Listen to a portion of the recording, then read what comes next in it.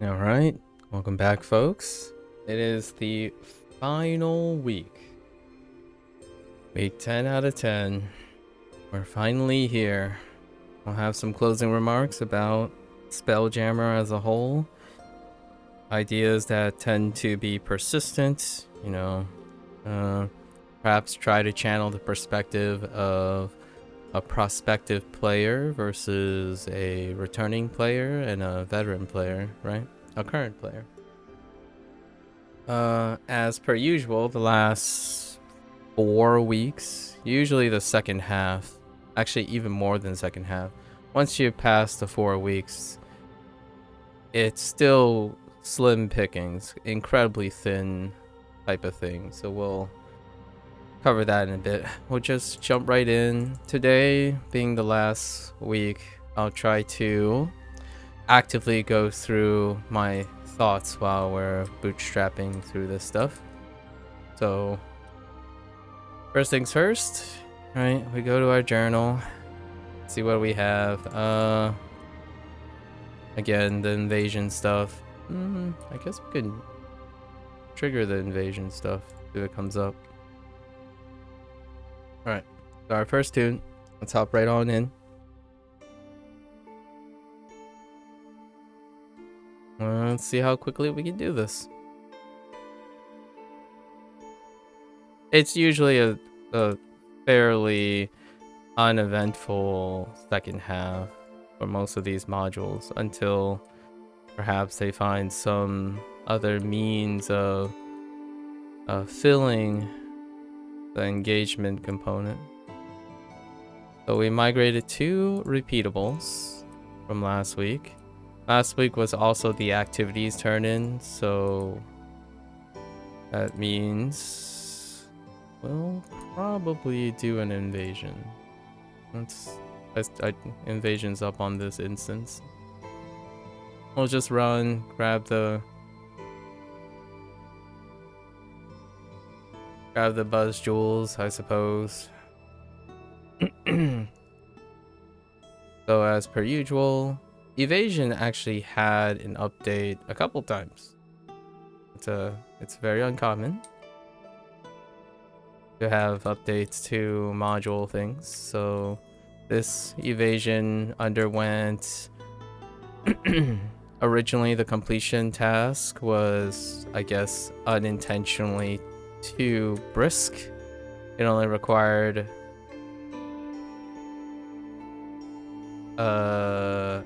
half, actually less, like 25%, or yeah, 25% of the current buzz jewel requirements now, and it was egregious, even more egregious, double the amount at some point, right? Like 2 weeks ago.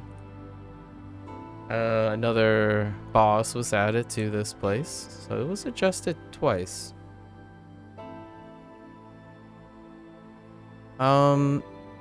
Still can't recommend this part.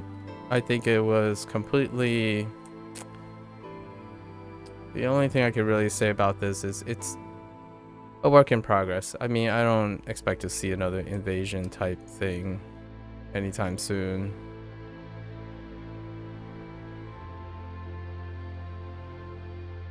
Like a repeat of this.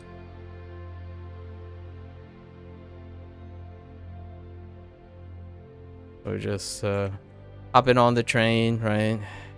This game is incredibly reliant on the game design in terms of encounters and whatnot, are incredibly reliant on training, as in forming a literal train.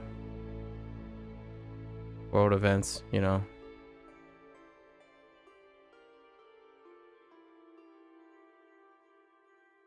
Yeah. I don't know if that's enough to complete it. I doubt it. Oh, and the cutscene on the Moon Dancer? Not so sure about that one either. Yeah, so like 13%. It's very lukewarm. Like, holy heck.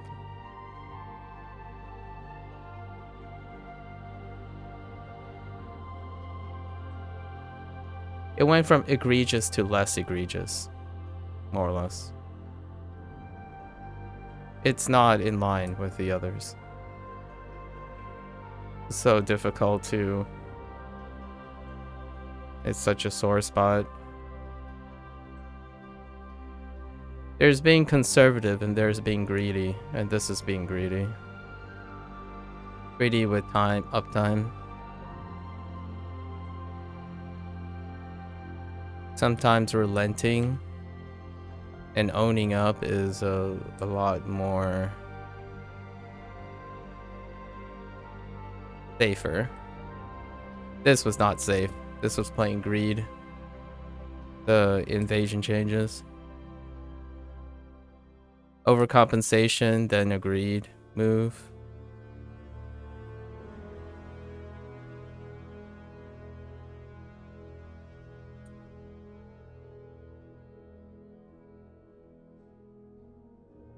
Oh, at least we can pick flowers. Flowers are great.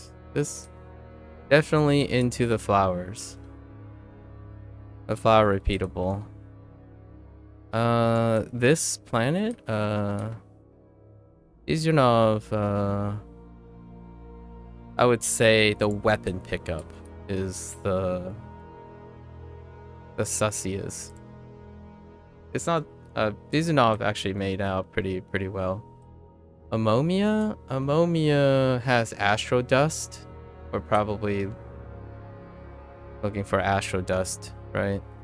Astro Dust is the worst. Generally speaking, most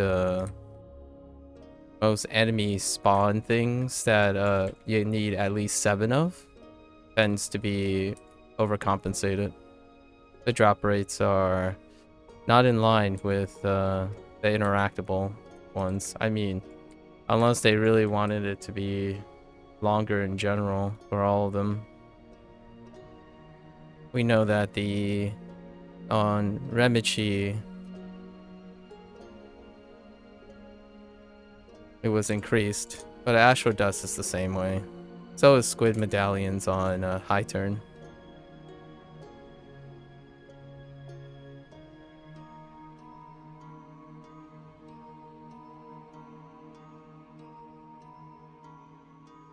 Amomia has this weird thing where sometimes the mobs don't engage until there's an interaction with the priest. Like the priest that is the water priest. Yeah, see, Astro Dust is just as bad. They more or less retain the same drop rates for any others, and then just did a case adjustment for the aberrations.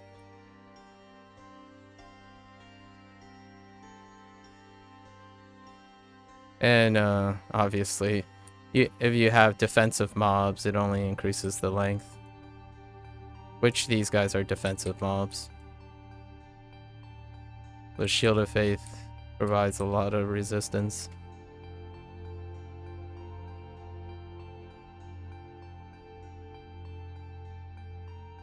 Yeah, like 2 Astro Dust and all of that.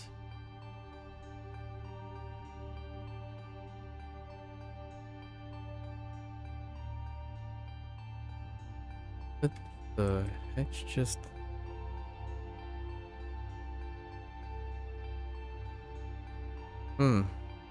Those guys basically dropped 0.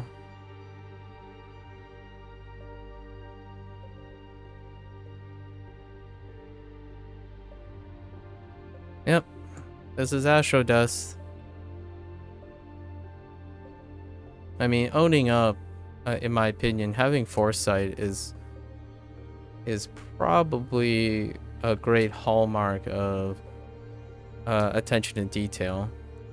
And in my opinion, if someone were to mention something, right, about drop rates on a particular quest, my first comment would be, what other quest structure probably utilizes the same probabilistic drops rates? Well, every single other one that involves the same one. So this is a failing grade because it's It's 1 out of 3. Still a failing grade. I would say if they manage to have some foresight into understanding that Astro Dust or Squid Medallions also probably have a similar rate as the old aberrations, getting at least one of them would actually demonstrate to me, at least, pragmatically speaking, that someone who was adjusting the rates weren't simply adjusting it to, well, the loudest complaints, and had foresight to get ahead of this stuff.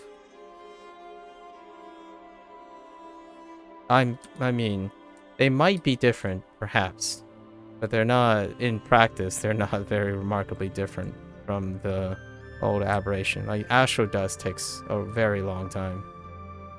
So does Squid Medallions, just like the old aberrations. It basically deadlocks the repeatables. So that's definitely a sticking point. Tannis is crystals. I think Tannis made out pretty alright. Crystals, hearts, or actually, it's generally just crystals or pick out peeps, right? No, I actually don't know what the other one is anymore. Usually we get the crystal, so the crystal pickup, which pickups generally do fine. I think there aren't any of this example in this module, but the pickups that spawn things on top of you, that's not so fine, because it's very tenuous. It's very situational, right? When you have situational stuff, it can be inconsistent. So it's very dependent on what is being spawned on top of the player. And there's no example of that here in this module. At least I don't recall anything. There was a one-off repeatable for Tannis. That's why it reminded me of it. Where you had to loot these carts. Maybe it might be the other one. When you loot these carts, there's 2 mobs. Actually 3 groups of mobs, with one like a heavier mob in one of the groups. And yeah, anyone outside of like a specific range, I would say above average range, would get OTK'd by the spawn. Again, that type of having things spawn right on top of you is highly inconsistent, because it's incredibly dependent on what spawns on top of you. In my opinion, when you do repeatables, inconsistency is not the game here. It's consistency. When you're doing like set pieces and special milestones and stuff, having inconsistency might spice up things quite a bit, because they're not recurrent, but not for repeatables. Astral Dust and Squid Medallions, easily bottom of the barrel. And they come up quite often, because they're attached to different planets or different locations, so they can both come up at the same time, which is kind of, or alternate or stagger. If they were ascribed to the same location and you can only draw one of them like uniquely, I would say that's okay. Instead, it cycles through aberrations. So since we did Astro Dust this time, Squid Medallion is next. And then I think it's supposed to be random, but generally speaking, it just ends up being 1 to 1 to 1. So we're either going to get aberrations, which is okay. If we land on Squid Medallions, then it's not okay.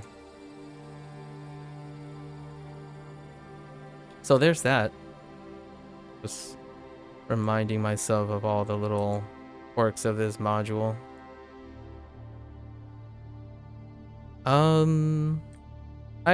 I think 2 is pretty okay for like repeatables, repeatable weeklies.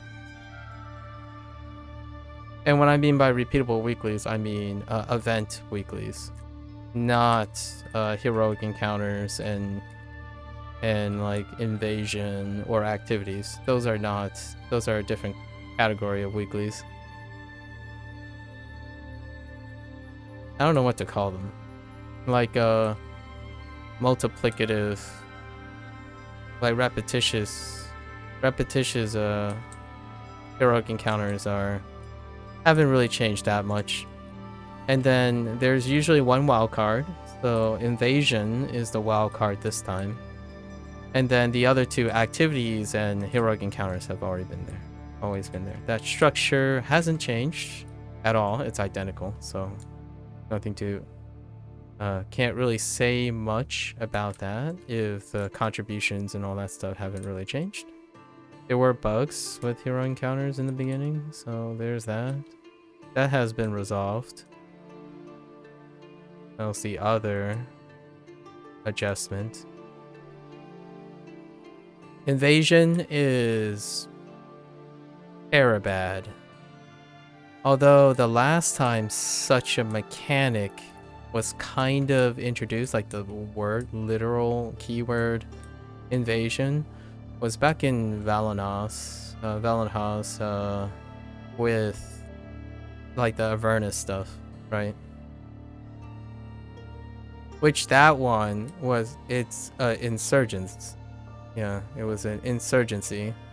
And that one was, that took a couple iterations. And then a couple more retroactive changes. I would say overall, like, I guess if you think about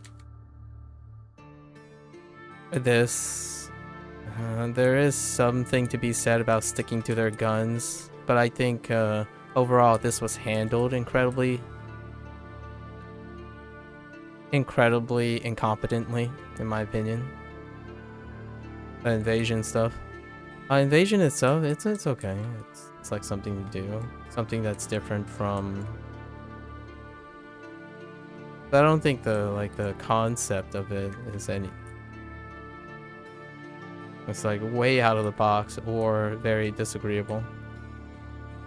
I think the activity is just as disagreeable as the original Insurgents. How Insurgents was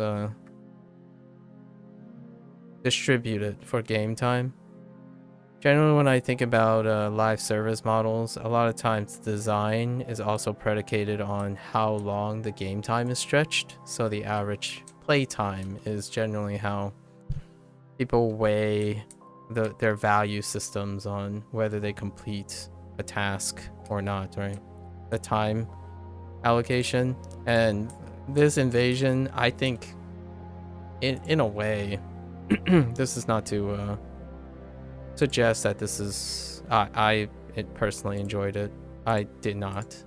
The invasion length does really resemble the original Valenhouse insurgency length. So to me, I feel like that set a precedence for how long of a game time it should have. And there, I would greatly encourage a reduction of the perception of how long you can draw out something like an invasion mechanic. Perhaps adding 2 or 3 phases to the invasion mechanic. Again, we're probably not gonna. I don't see this coming back in the next module. So just the length. Yeah, it's a very disagreeable length. I think at this point, weeklies are probably structured to less than 30 minutes. At this point. Without a expansion of content length, right? Like activity length or something like that. 30 minutes cap. And invasion is way beyond 30 minutes. It used to be 6 hours plus. like on average. Now I would say an hour, a good hour maybe, if you get lucky. And everything just like, oops, everything lines up. An hour? Possibly. Maybe 2 hours. I think an hour is being optimistic. It was like 4 times that. Upper limit would be an hour. Average would be 30 minutes. And lower, there really isn't much of a lower limit. Lower limit deals with the engagement. In my opinion, that's when the engagement of the content comes into play. If it's quite engaging, the lower limit's higher. You know, from the perspective of the developer, the lower limits, you want your content to have higher lower limits because of engagement, right? So if engagement goes up, a developer kind of want to see a rise in a baseline lower limit. Upper limits are, I mean, it's kind of hard to overlook that the design of the developers is coming from an upper limit perspective. Like, how long can we push as opposed to how far can we bring up the bottom line, right? At least that's the impression I get. Otherwise, I don't feel that it wouldn't check out with the logic behind the invasion length change. Like, you went from if the release length of invasion was set to 1, it was like 800% increase in length. And then to compensate, it's half of 800%. It's still 400%.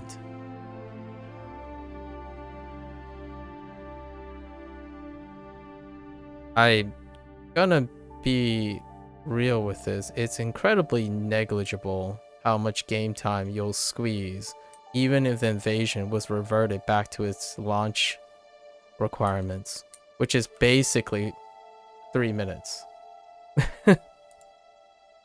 And just call it a whoopsie, guys. Like, we'll leave it as is. I don't think that will substantially, for the cost of whatever remaining goodwill and faith. That was, I don't know who was in charge of that, in my opinion. That was a very overall negative call. I still haven't completed a single invasion after the scale up and scale down. Well, I mean, invasion is still up in this one. Let's go and see how much time here is. Invasion has a timer. That is loads. That's such a strain when you have something on a timer. Like, what am I gonna get here? 7%.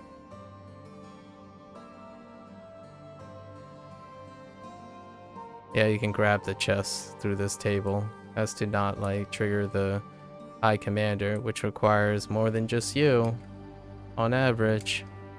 Unless you want to sit here and do that and hit the commander for the next 15 minutes. We're not normalizing to people who are the 99th percentile here. So the comments I make are reflective of the average player, not a 99th percentile.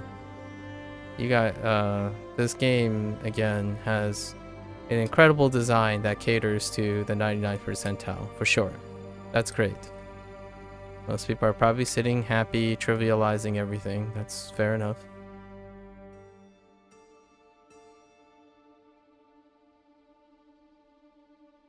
But here, this is the invasion experience. I'm not gonna even bother. In fact, it's faster just to jump off and respawn. Which I'm not gonna do. I got a whole 7%. Let's go back to doing repeatables. When you get vision off, it's good. Unless this is weapon equipment. This might be equipment. Nope, it's Spaceworks. Takedowns are still fine. They're around 30. I think 30 is the magic number for now. I think Cryptic has settled on 30 for kills. For pickup interactions, it's usually weighing between 4 and 8. Like interactables, 4 and 8. I would say they average around less than 10 minutes each. Kill ones are the fastest. Because usually, on average, it's less than 5 minutes. And then you have the drops. The drops vary wildly. And when when they're egregious, usually those are tuned back from Cryptic. So if it exceeds like 15 minutes, I would say, that's when you probably hear rumblings of poor drop rates. Yeah, kills are definitely less than 5 minutes. Less than 10 minutes for pickups. And then loot dependent ones are the ones that are the most inconsistent. So in my opinion, if I were to pick something, making sure that part is consistent is probably the idea.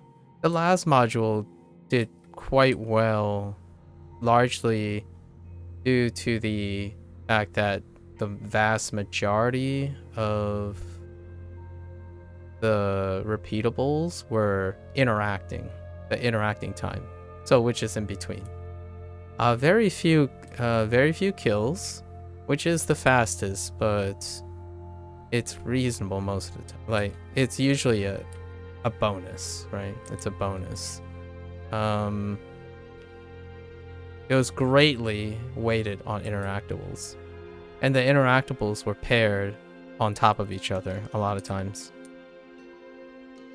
Yeah, last module was fantastic in terms of design, circuiting, stuff like that.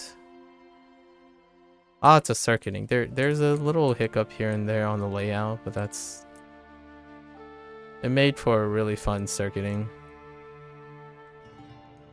This is kind of fun planet hopping and planet and asteroid hopping.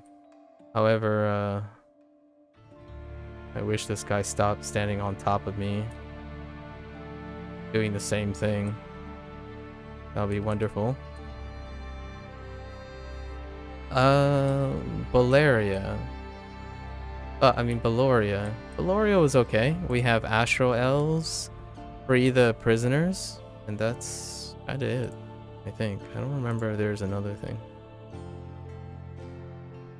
We'll go back to the evasion. The idea is you just pop back in evasion every 2.5 minutes. Like if you micromanage. Yeah, see, we have squid medallions. So I'm not gonna make it back to the invasion because squid medallions is incredibly toxic too.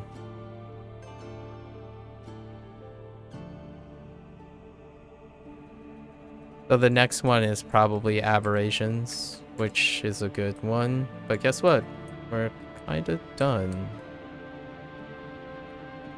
We don't have to migrate dailies anymore.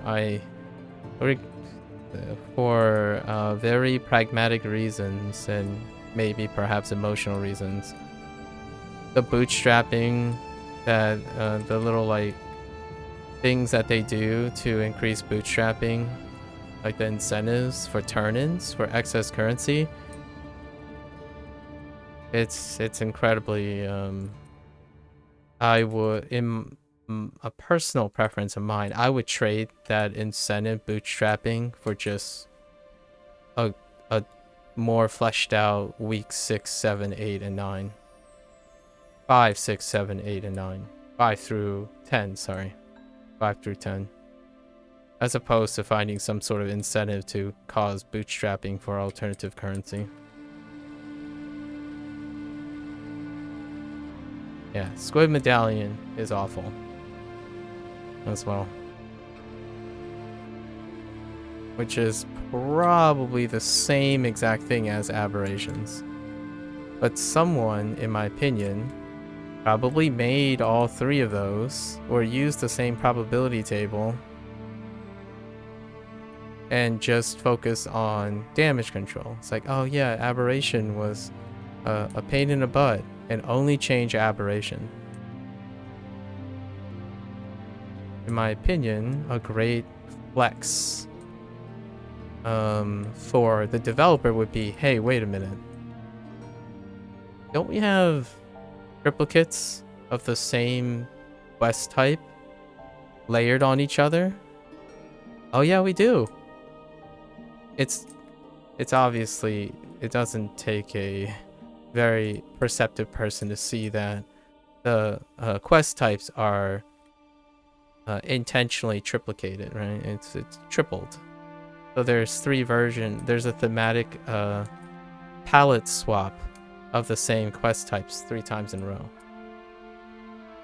So what about the other 2? Well, let's just keep them the same because obviously it's not their concern to provide a consistent, repeatable experience. It really isn't their concern. Otherwise, I would have seen, in my opinion, it would have tracked that Squid Medallions and Astral Dust were changed simultaneously with Aberrations. That would be a wonderful show of understanding of who made the things and who is keeping, and that same person is keeping track of the stuff they're responsible for, like the repeatables. I don't know if it's the same person, so in good faith or being reasonable, I imagine it's probably 2 different people. The person who's retroactively going back to change or adjust things may not be the same person that actually put in those repeatable things first. Don't know. Privileged knowledge. Yep. There are a lot of hand-wavy things because obviously transparency is incredibly lackluster. You can't make commentary with asserting what you know if you don't really know a lot of privileged knowledge. It would be interesting to see what happens if accountability was locked with transparency. So a lot of times, I'm a big fan of developer streams and whatnot. However, it's a very all or none kind of thing. So you're either in it 80%, or generally speaking, 20% is sufficient to like qualm the minimum requirements, right? So if you want to knock it out of the park when it comes to transparency, you go 80%. And the thing about 80% is, have to ask yourself, are the developers willing to be held accountable with a face and a representative? If I'm being very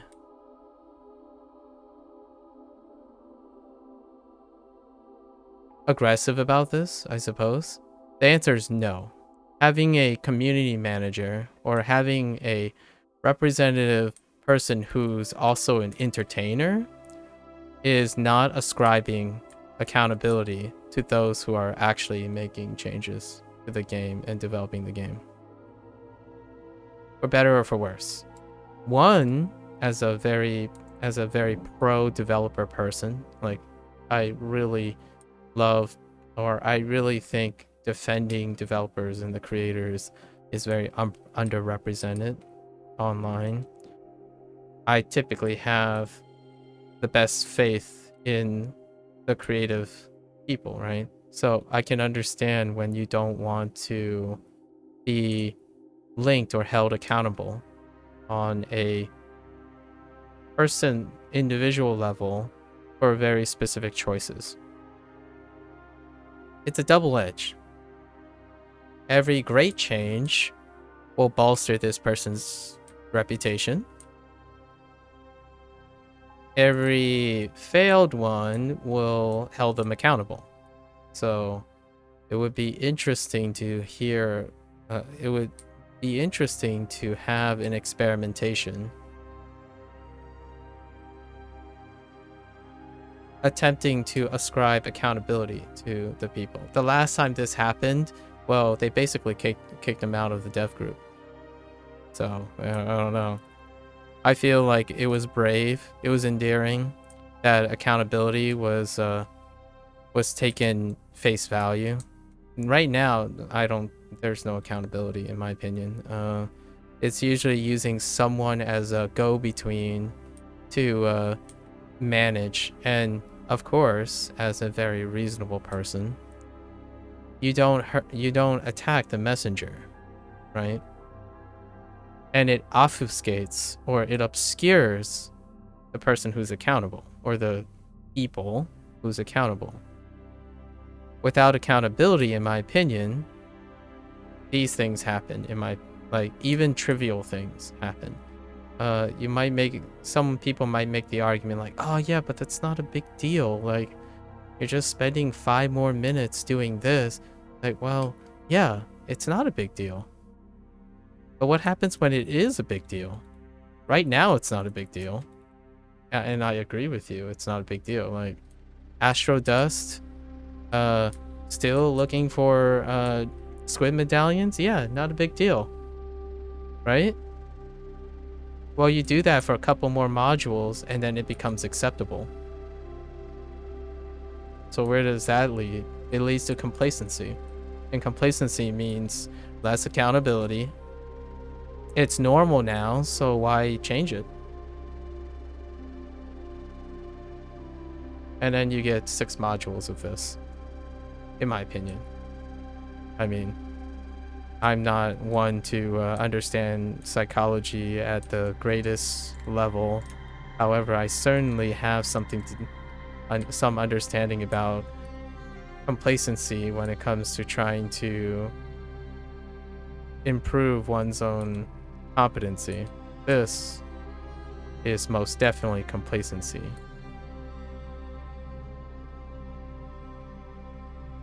Yep, see, I'm still looking for squid medallions. 10 minutes later. This is the sore spot. This is the one that all the repeatables, like these journals, right? You're getting these currencies and whatnot. It's like big freaking deal. All these currencies have very little incentive to make squid medallions and like the completion of your weekly haul any slower or faster. Completely negligible. And it's still here. I think that is an oversight, in my opinion. That is demonstrating to me a lack of attention to detail. So, sounds like tough love, but it really isn't. It's business. It's not personal, it's business. That's just a lack of understanding the product you made and an interaction points. Like, for example, if you have a QC problem, right? The person who's responsible for that QC problem, when they are entrusted to remediate that situation, it would be a great reflection of that person's competence to know what other things are connected to the thing that created the QC problem in the first place. So if aberrations, which is a drop based on killing, right, taking out the target, is a QC problem that's creating outrage, what other types of does that type of mechanic occur anywhere else in our current content? If it does, that is also a QC problem. If it falls through the cracks, that is a QC problem for the person who's handling the QC problem. It's kind of, what is a good analogy of this? You run a restaurant and the lettuce went bad. And the lettuce went bad because someone ate a BLT, right? So your solution is to fix the BLT.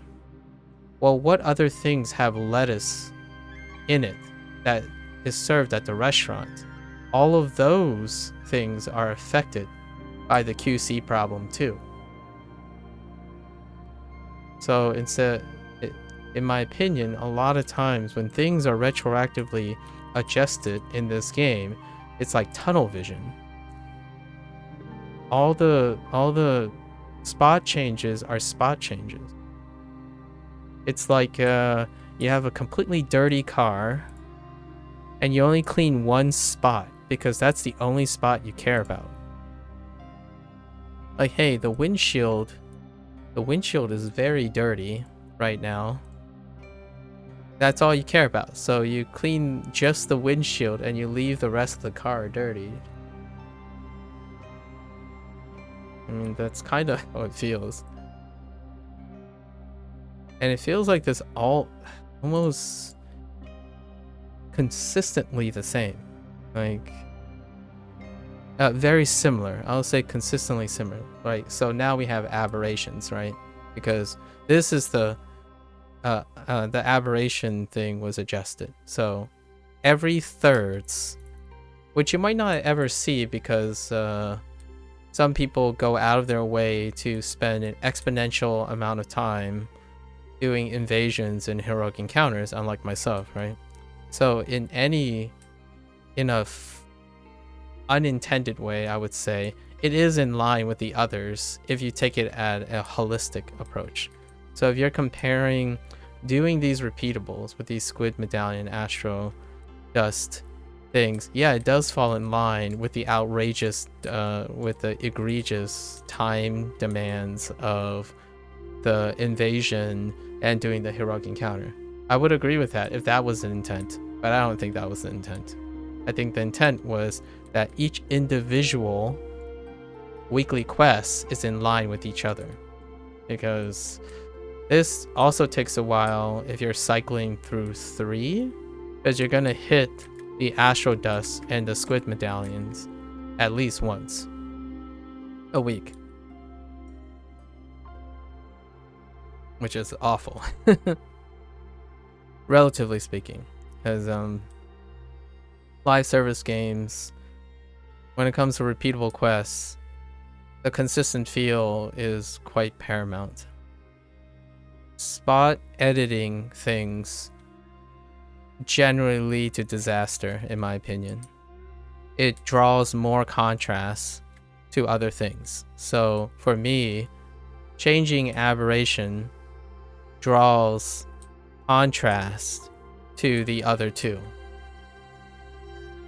They were consistent before, for better or for worse. Like the time that it takes to do this was consistent with the other two. So when you spot change something, it accentuates all the other things. That removes this consistency, right? So it's a double edge. I mean, I'm indifferent about how long things take, because you're gonna do them regardless, I suppose, because they're in series. So what I mean by that is you don't necessarily have a choice to avoid these repeatables. You have to go through them. You have to bootstrap through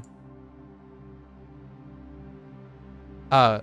Because this time, I kind of like the North Dark structure. This where you had 3 NPCs and each of the NPCs gave a different pair of repeatables.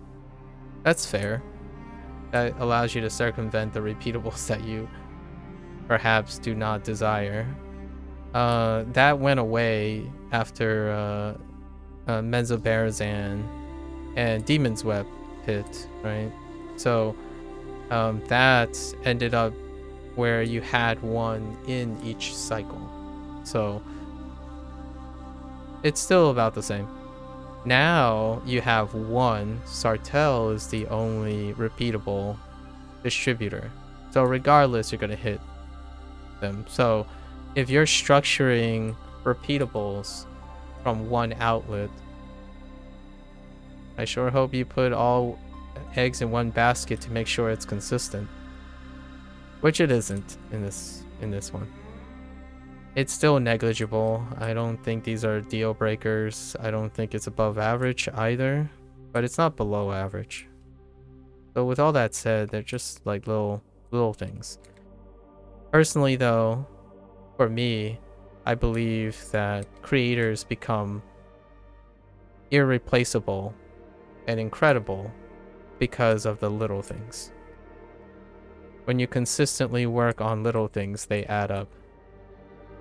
It's not about changing. Live service games do not promote the opportunities to dramatically change things up and like make 180 changes to games. That's a different type of business structure.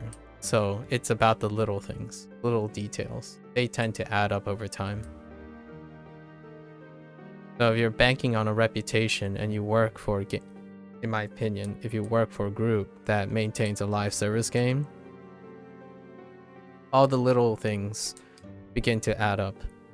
Live service games are persistent games, so every little action is not trivial.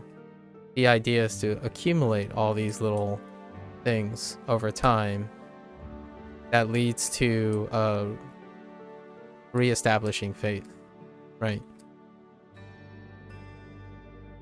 Thinking that I think it's a general logical fallacy for both the end user and the developer to egregiously oversell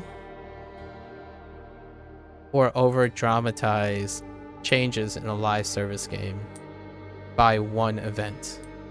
So like, I'm not going to obviously unrealistically say that the next module will completely change the direction of Neverwinter from like a game that has incredibly questionable compartmentalization in design and consistency issues. Well, I don't think it's consistent issues. That I misspoke there. I think the game is incredibly consistent. So consistent to the point that it is the weakest aspect of the game. The developers' grand consistency is also their bane, because they are so incredibly consistent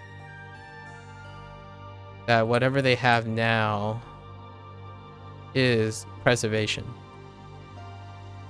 It's very difficult to be an incredibly consistent group to start developing things that are not consistent or introduce new things. But every time something new happens, it's a double edge. End users don't particularly like dramatic changes, and the developers seem like they don't like dramatic changes either. It's unfortunate, but that's kind of, it tracks. There's no like separate department, in my opinion, at least a separate, like a think tank group that is pushing for new ideas. It's just maintaining live service. It's a safe bet, I would say. Let's see what the last thing is. What is it? Let me guess. Yep, these two. Hooray. What is that? Astro Diamonds.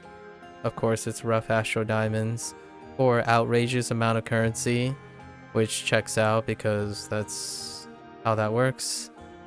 Again, 100,000 outrageous amount of currency to extend the life. Yeah, got it. There you go. Will I be doing any of those? No, probably not. Because you're weighing Astro Diamonds, right? So you're weighing these currencies. We have 100 of this, which comes naturally when you're doing randoms. 50, I mean, we already talked about invasion. And where this currency is used alternatively, it's a lot. 55, so that's half the weekly haul, right? And then doubloons, let's not get started on doubloons. You still get doubloons doing like the weekly, the dailies, and the repeatables. So perhaps. But yeah, rough astro diamonds, 50k. That's what, an RDQ run with roll bonus, I guess. Or actually, it's close to just an RDQ run without anything. I talk about roll bonuses because I always play the roll that has a roll bonus, which is the other incredibly downside that we'll talk about later in this module. But we got 2 more tunes to bootstrap through. We'll talk about some other stuff. I'm pretty sure it's not random. It's kind of like semi-random. Since I do 3 tunes, you kind of get the... yeah, it's semi-random. It's like non-repeating unique. There's a conditional in here for the repeatables that they have to be unique from the previous one. So like if it was like random, right? It could land on the same repeatable, which it doesn't. So it's like semi-random. It's pooled random. The way the repeatables work, they're binned to some extent. Which is okay.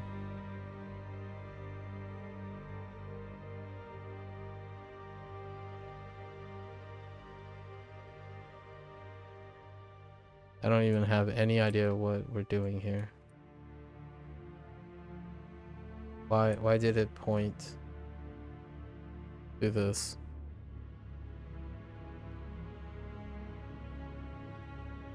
Oh, aberrations?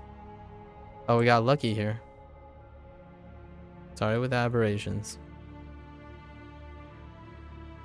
So we're gonna bump into, you know, an astro dust or a squid medallion in this rotation on this character.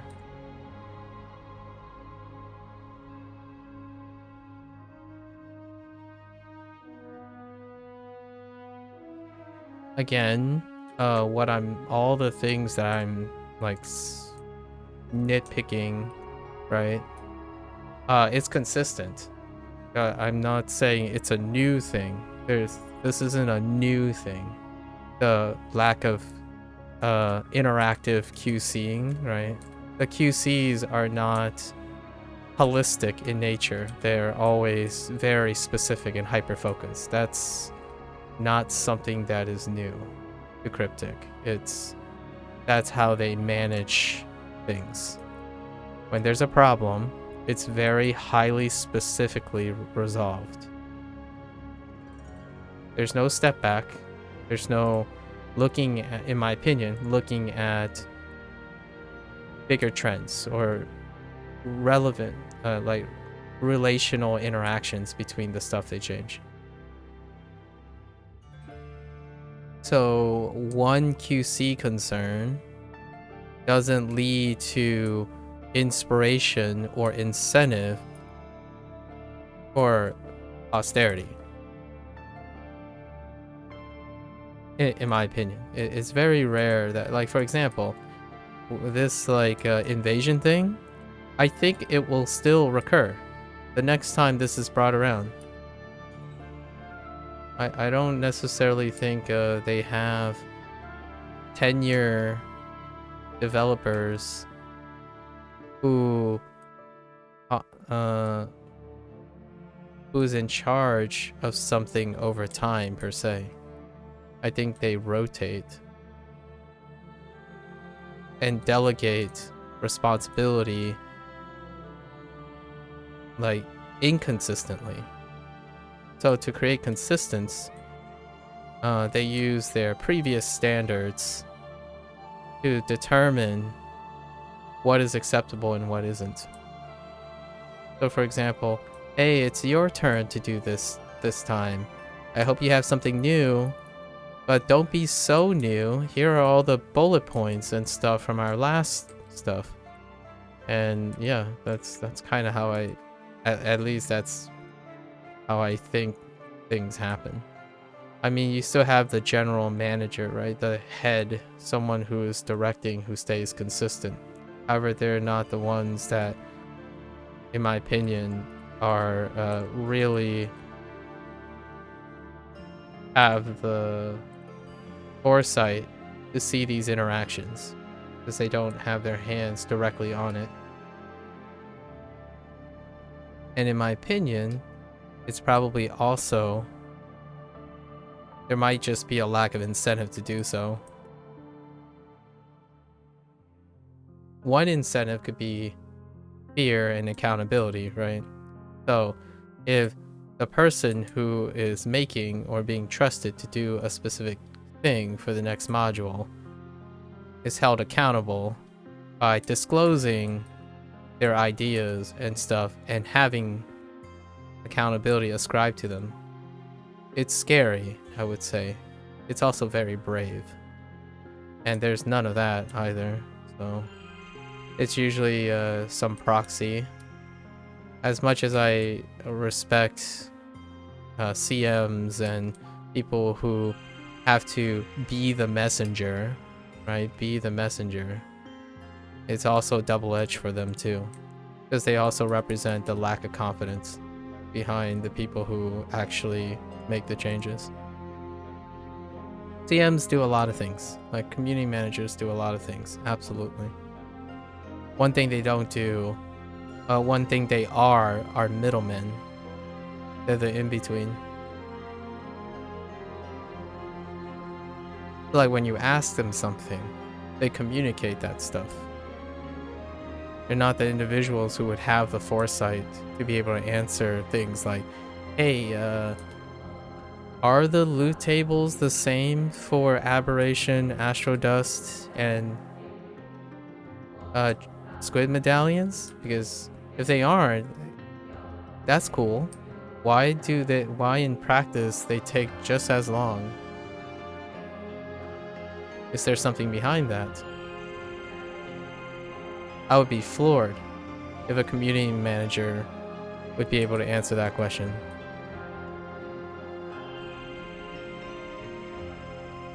And I wouldn't be angry at the community manager or impatient with the community manager to have a response and that, or not have a response at all. It could be like, oh yeah, you know, I asked them. They're like, it's not important, it's very trivial. And that's fair enough, because I actually think it's trivial too. Doesn't stop me from thinking about it every time I do your repeatables in your game, right? It doesn't stop every other player from noticing the big contrast between quests. I mean, I'm not saying I honestly believe that I'm in the minority even for this type of detail. You know, it might be enough to raise a minority voice to a volume that can reflect poorly on your game. And those things add up over time. Again, we're talking about live service games, so if it's trivial in isolation, it's gonna feel like that. When you, you know, when you're trying to watch your weight, one meal in isolation may not seem like a big deal. But many meals of that one isolated event is a big deal over time. And we're still running on average here for this game. Business as usual. Although I think this one is a step down from Menzoberranzan. Well, actually, what was it? Demon's Web Pit? Yeah. I don't actually know what I call the last thing. Yeah, Demon Web Pit.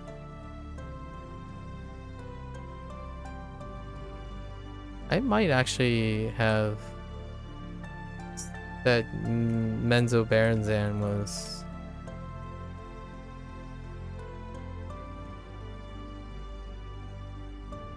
was higher. I don't recall anymore. It was going pretty well. I mean, kind of like where they were going with that. It's often the module with the trial.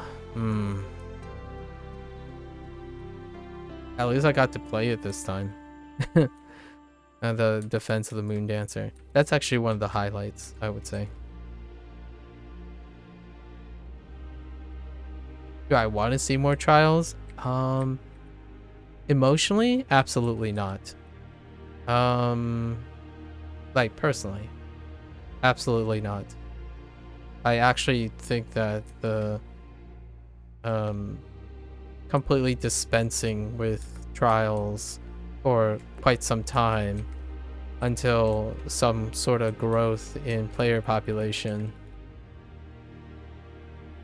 like some sort of design that promotes player population growth, is far more pragmatic at the moment. I don't know if trials are already being developed in advance at this point, or if they have been already started working on a new trial, but trials are not it.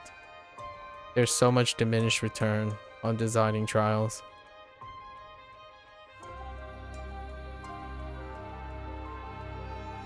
The next module is probably a buy module. Hey, retired. The next module is probably a buy module, so it'll be experimental, which I'm looking forward to the experimental one. The last experimental one was Dragon Hunts, right? Which was 2-3 away. I'd be surprised if they stack a dungeon on top of the experimental. I have no names, right? Cryptic does not disclose or hold accountable the lead designer in each module, so it's very difficult to know who or what or the type of person that's making the next one. That's making like the wild card part.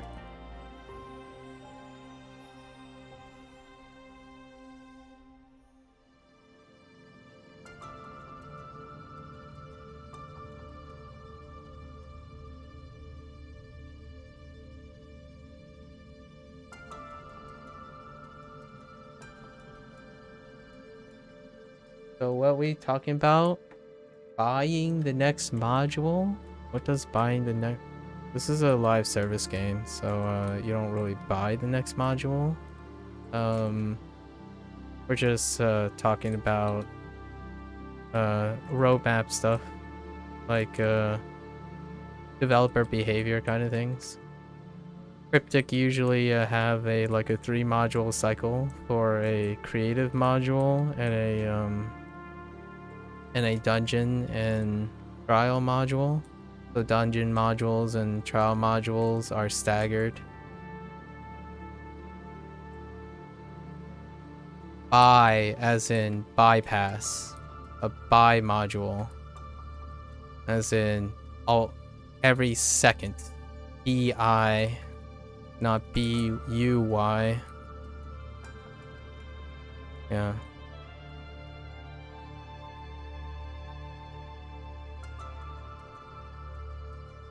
It's the every other module rotation that isn't a dungeon module or a trial module. So it's the wildcard module coming up. Curious what it is. I mean, I'm looking forward to it. I unless they dispense with it. It might... I mean, personally, I hope they didn't dispense with it. Pragmatically speaking, I don't think a vast majority of players are concerned with the pattern of their release stuff.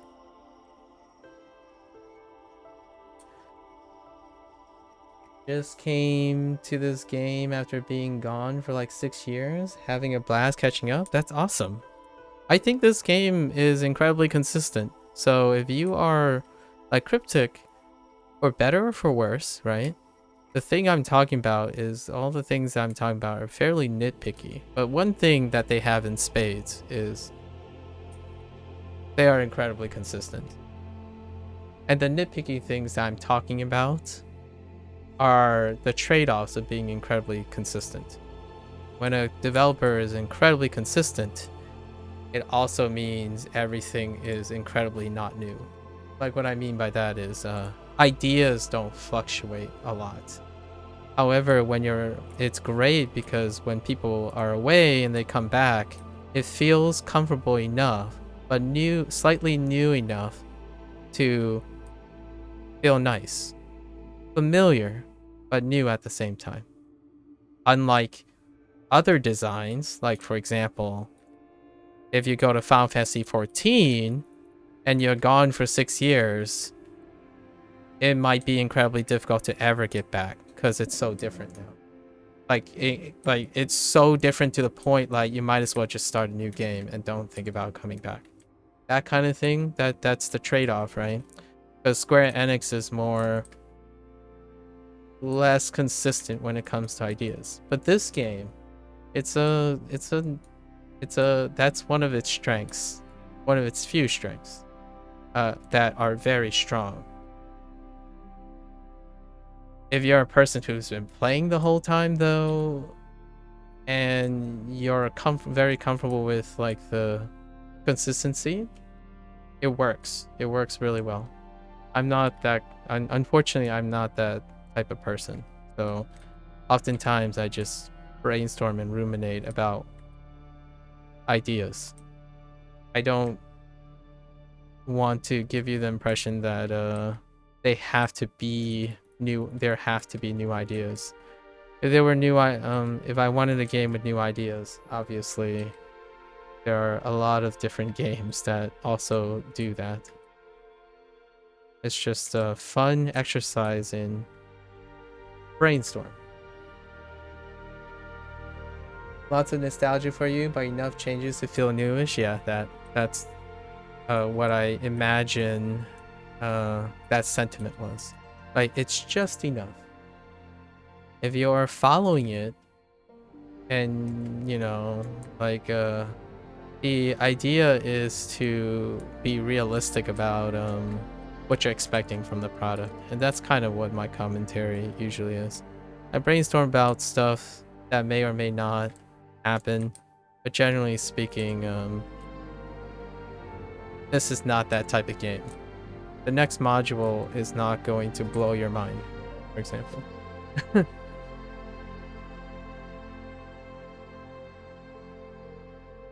It'll be very consistent.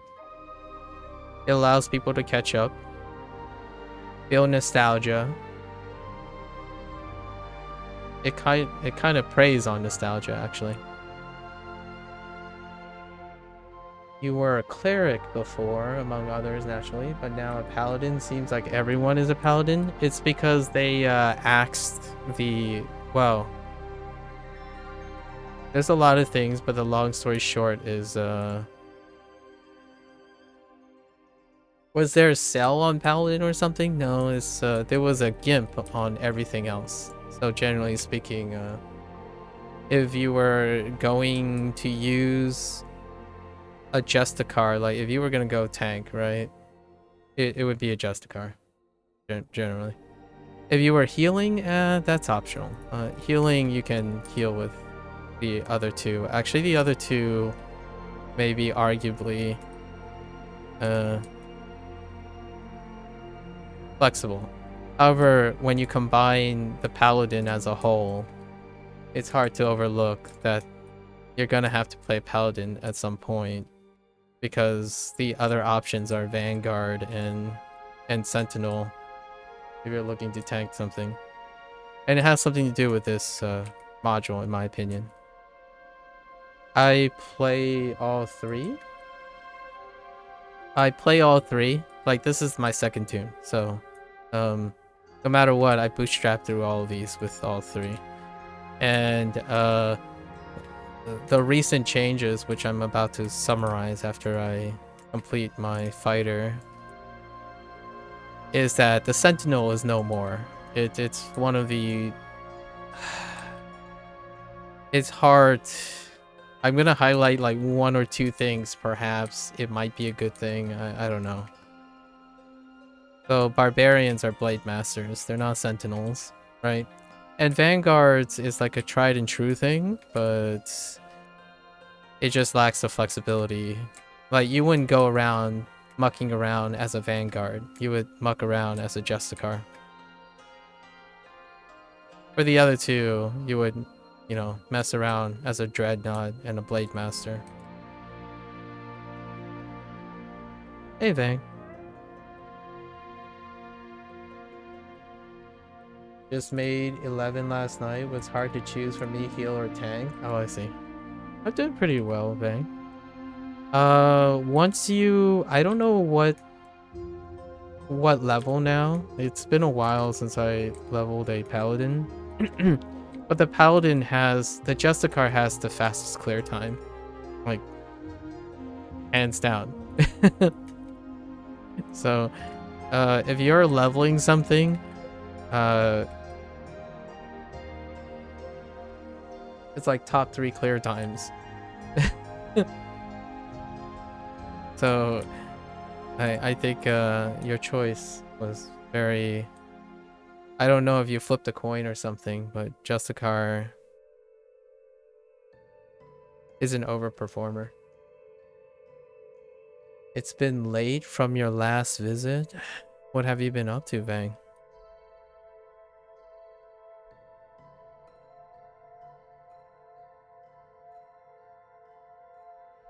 It's off the charts. Like, without a doubt, it's pretty off the charts.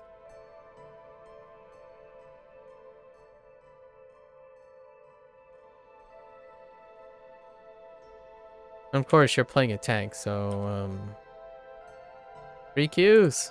Free Qs for everyone the moment you hit 20.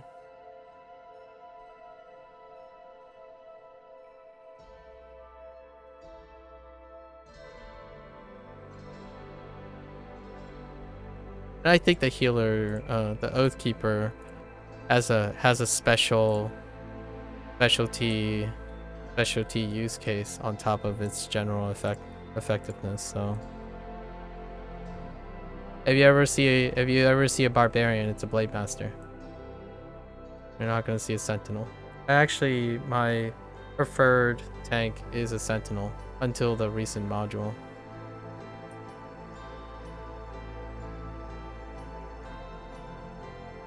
And then when you're doing trials, it's usually a vanguard. I wouldn't use... I typically favor the vanguard in trials.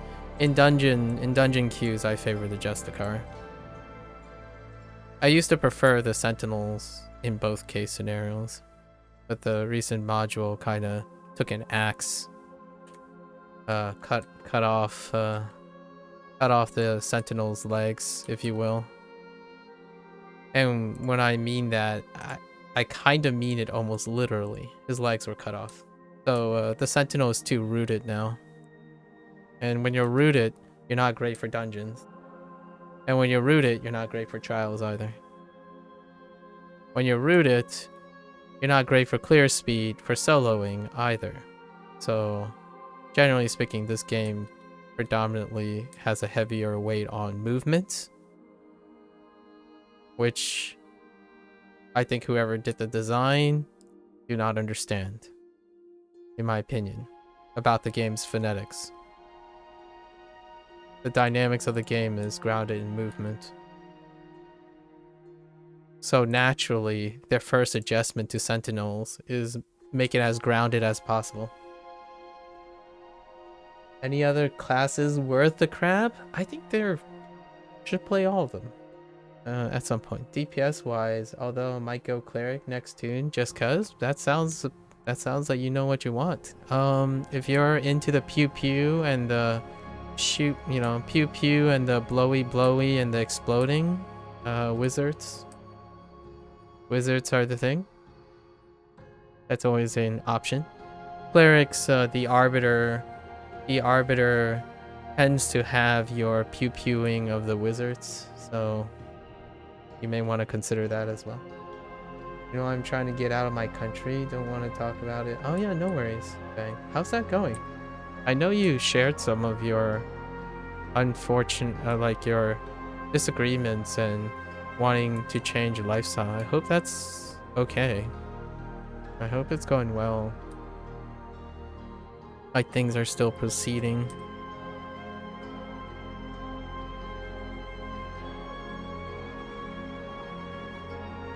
And thank you. It is? Excellent. That's all you, that's long as that's all I need to hear. You doing anything that's unrelated to that, you know? Got anything exciting I've been working on? Maybe you discovered the joys of underwater basket weaving, perhaps?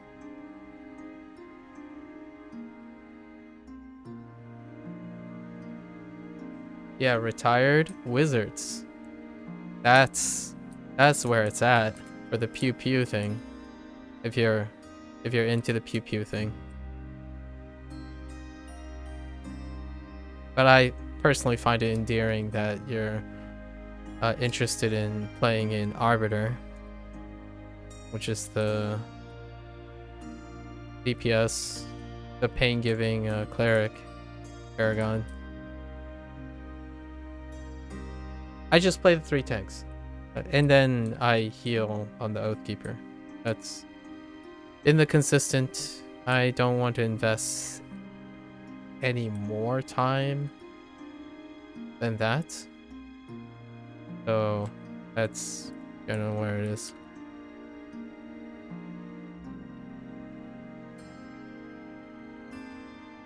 Here's to remind me of which country is it too much and don't.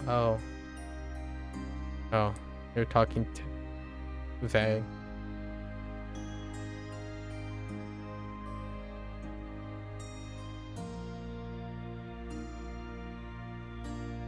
Squid medallions.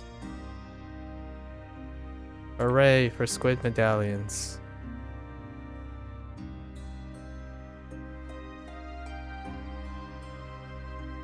By hooray, I mean low rolled. The squid medallions are evil. Here we are again. Squid medallions. This is a QCing oversight. Why do I keep repeating myself and feel like a broken record always mentioning squid medallions? Because if you're going for the most engaging, I guess, approach to doing these currencies, you're going to encounter this squid medallion. Or Astro Dust. One of them.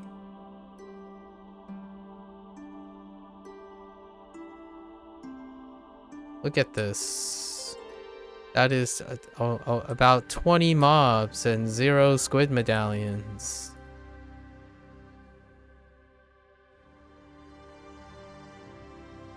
I make that definitely 20 mobs now and 0 squid medallions. Don't worry. There's a high chance we'll get squid medallions again on our 3rd tune.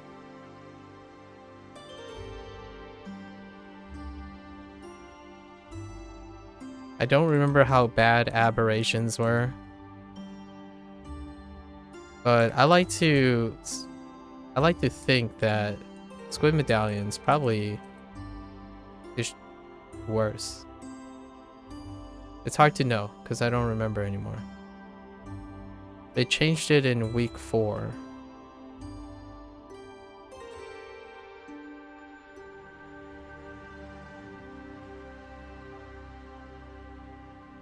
Huzzah, we found one.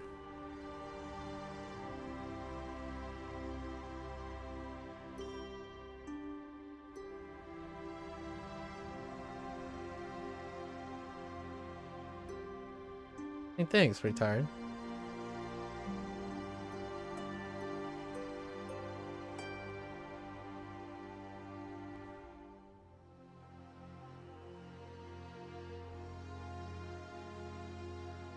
Thanks, guys. Feels good. Well, I hope you guys have, you know, a roof over your head, slightly full stomachs, you know, moderately full stomachs. I guess I should use the word satiated.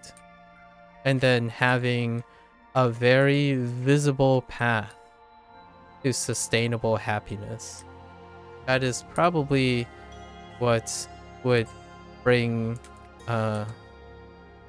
leave me with a warm feeling when someone says, hey, you know, I have a visible path in my life to sustainable happiness. And that is all I need to hear about. Oh, and occasionally, you know, I demand a tribute of a incredibly, outrageously fascinating story. Yeah, that's a tribute. You gotta come back with some incredibly. They don't have to be truth. Just, I want to hear a fantastic story. You know, that's the tribute here.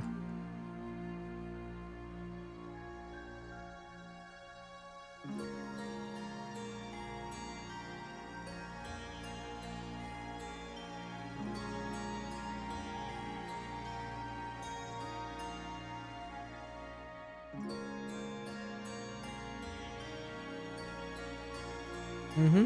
Mm-hmm.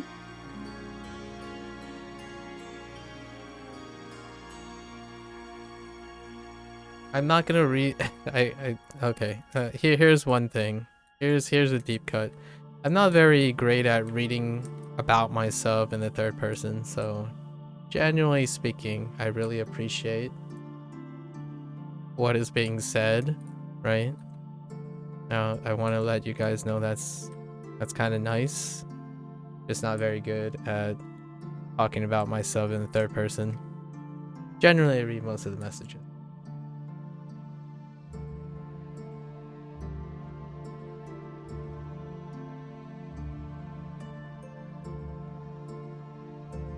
Sustainable happiness. I hope that's in your future, Bang. You know, regardless of what you agree with, what you do, sustainable happiness.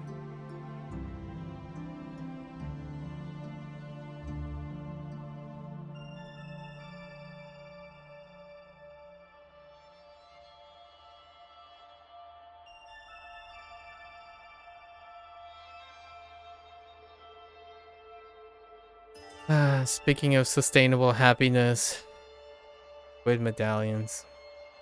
Sorry. Oh my gosh, the drop rate. Please. Just drop 4 right now. Do me a solid. There's one. Yep. Just one. 20 minutes later.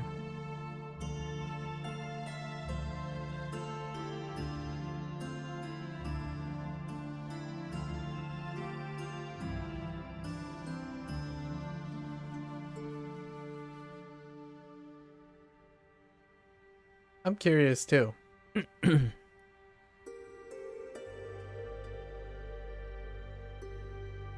Interesting. Interesting. When it comes to this time, it's what? On average 9 p.m. across the Atlantic. Generally speaking, around this time, the vast majority of people who are playing this game tends to be overseas.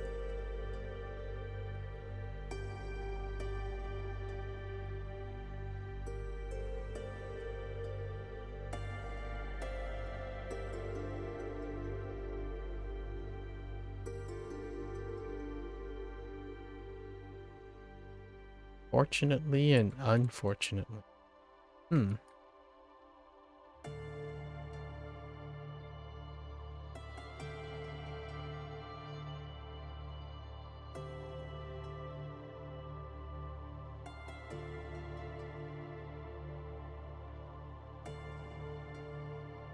Interesting.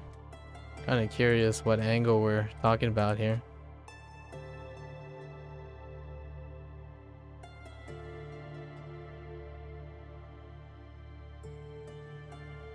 Ups and downs, ups and downs.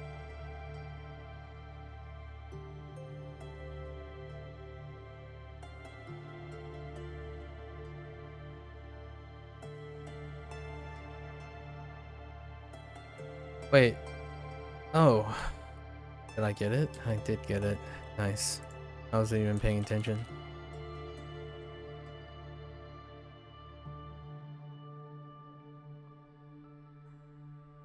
That's it. That's it for our paladin. Okay.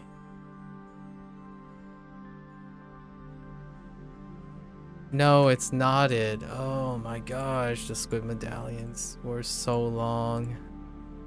Okay. We're just gonna yeah. We're gonna grab flowers.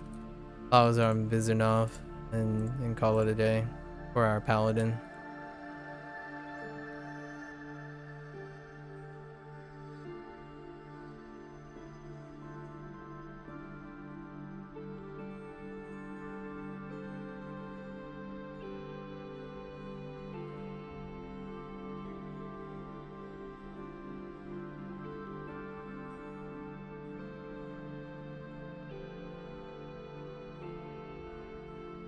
Keep the flower picking alive, the flower picking dream. Low key, if Cryptic is thinking of what repeatables to do next time for next module, flower picking. Consistent, reliable flower picking. Just throw flowers. Low key. Put in 3 flower picking repeatables. I'd be down with that.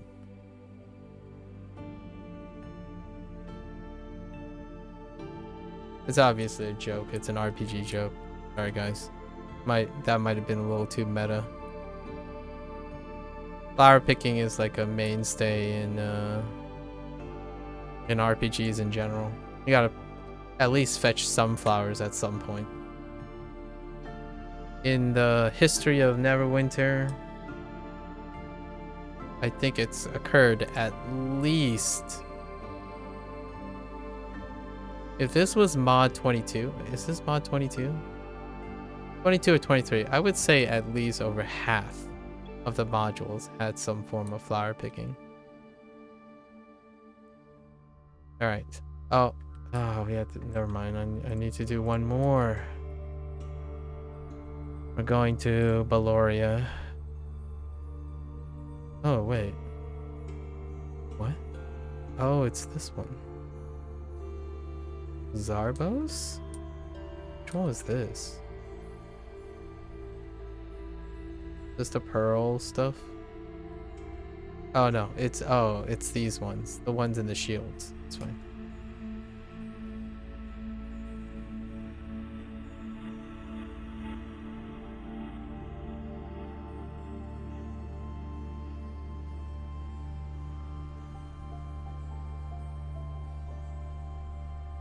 I'm sure you can find some creative ways to share a little thing with. I imagine you guys can also talk about it at your leisure.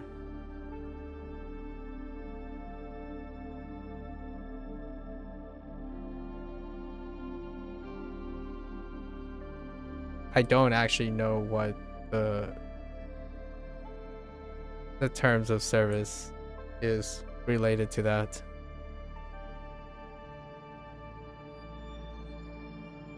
Like the very specific stuff.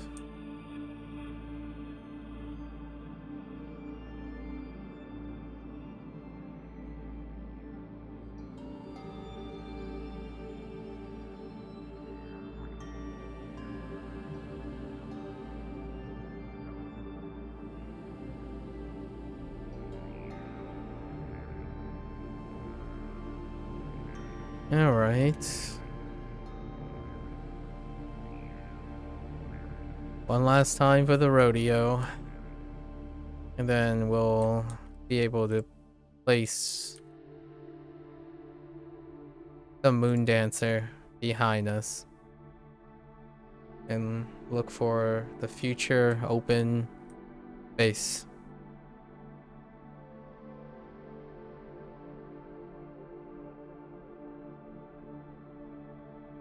Yep. There it is. There's the title. Alright. Third time's the charm.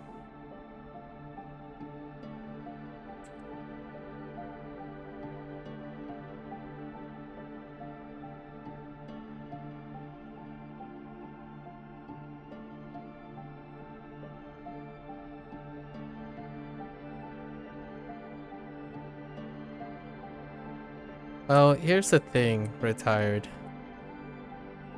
I'm a person who don't make presumptions about something that I didn't read. So that is the question. TOS on what? Since I am not competent enough to have literally read the thing. I do not presume what is common sense or not. Because common sense is often intuitive, but not logical. So generally speaking, that's kind of how I roll with that. Instead of speculating on something that I haven't read, I just mention what I don't know. It's a very important skill to know how much one doesn't know. And I don't know the TOS.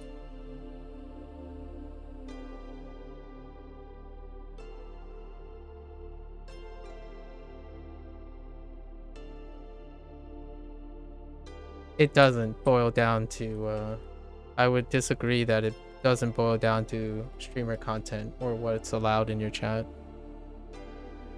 Not in this case. An interesting thought, though.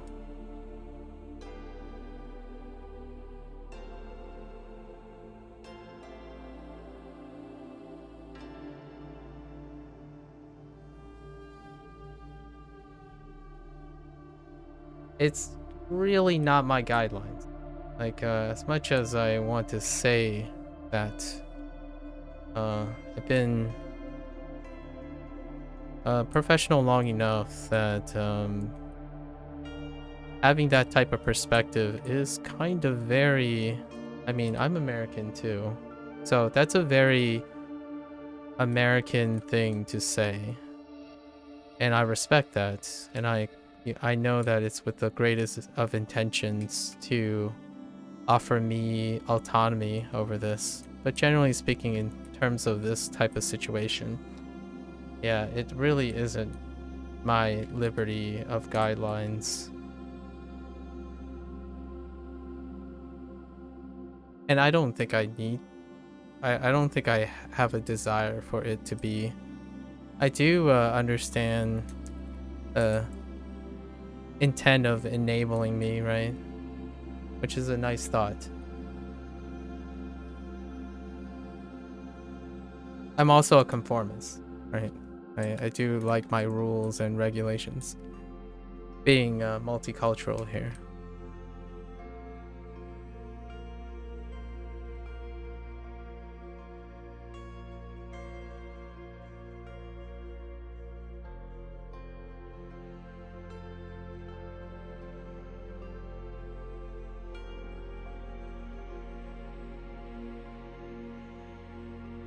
Interesting.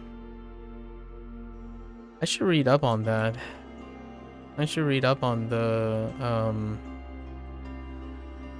that's a concentration in that location bank. Huh.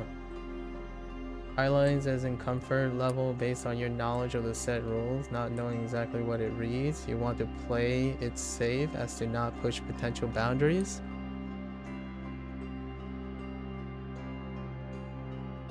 I mean, I see where you're coming from.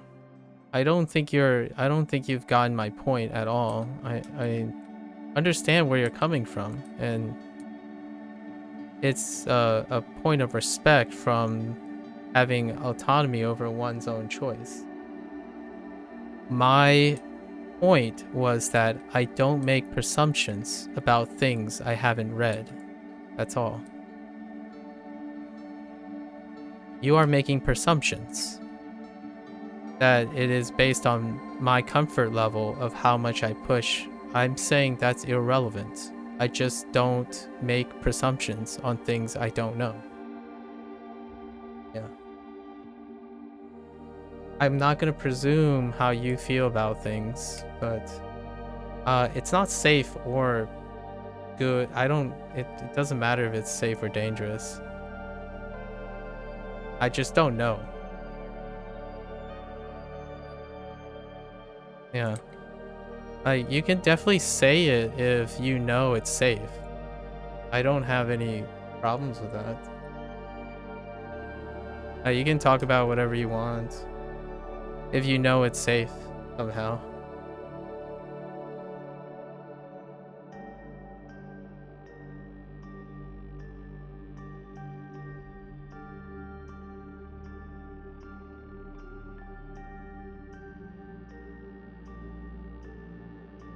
I'm willing to, I am generally, if I would say, I don't usually play it safe per se. I like to think that I try my best to commit to people who also have my well-being in mind. So when someone is being kind and candid and whatnot, I offer them the same level of trust that I offer someone I trust. So the idea is that the safest place is a place you trust. So I like to think that if someone has my best interest in mind, I don't have to be concerned about how hard someone pushes or whatnot. The better question is, do I trust a random stranger on Twitch? Like, what I mean is, like, in charge of, on behalf of Amazon and Twitch, I don't know. I don't have enough knowledge to determine who will inevitably read the chat.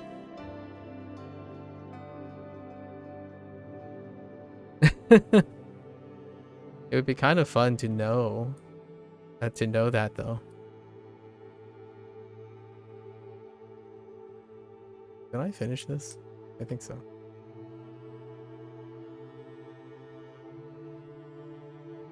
Yes.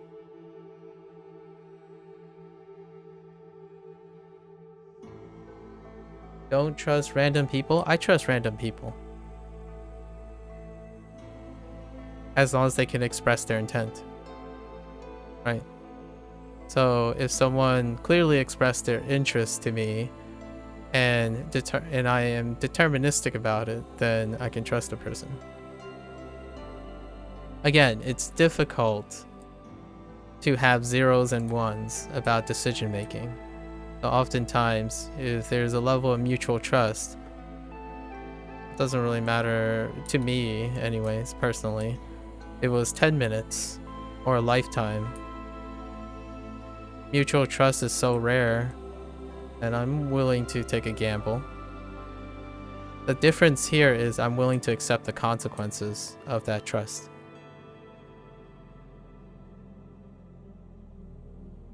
If you're not willing to accept the consequences of that trust, I can definitely understand your someone's apprehension for trusting in random people. Most definitely.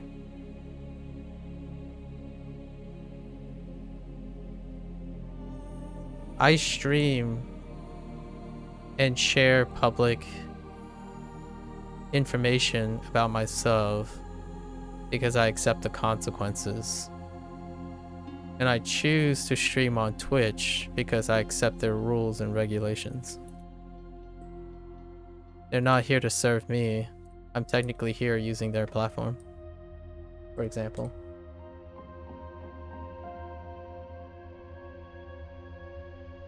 Right now. Oh, I'm sorry to hear that, Vang.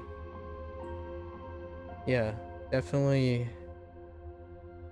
Yeah.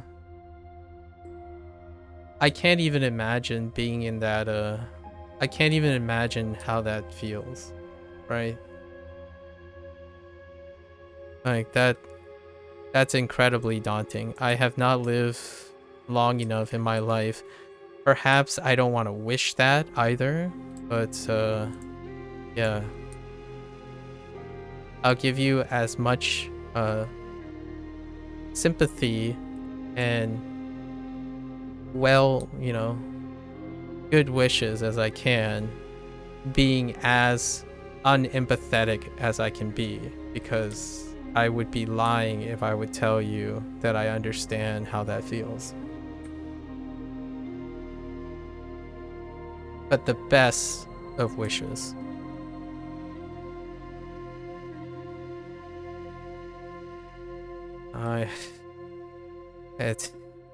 That's pretty heartbreaking when you mention your age and you have to experience something like that.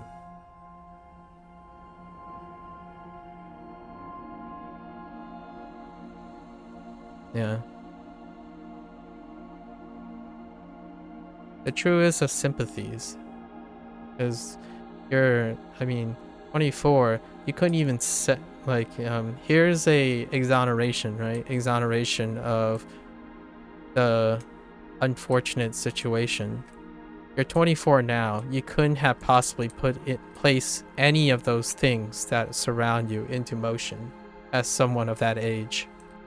I mean, I'm 36 and I couldn't have possibly placed something like that into motion already, right? So it's kind of living out the posterity of your prior generations, which is very unfortunate.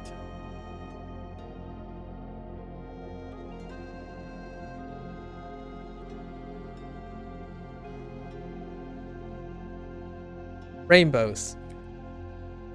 I mean, if you're not into rainbows, then maybe there's gonna be you're gonna be next to an ocean, I hope. You know, oceans. Wait. Yeah, you mentioned Korea, right?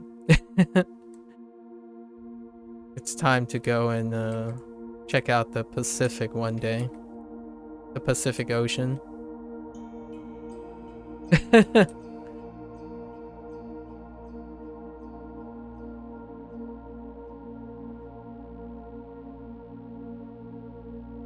Oh yeah, that's right. You have, and you know, let's look at it this way, right?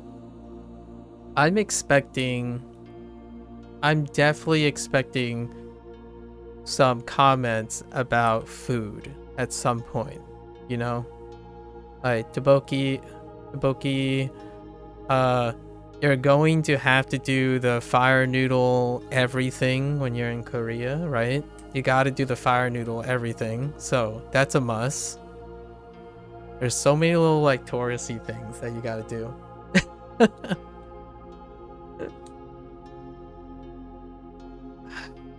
I have a very, very soft spot for Korean fire noodles.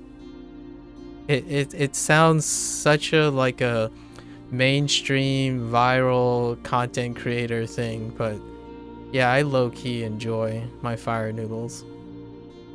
What was the main right now there's a current one that's really hitting it's Bulldog.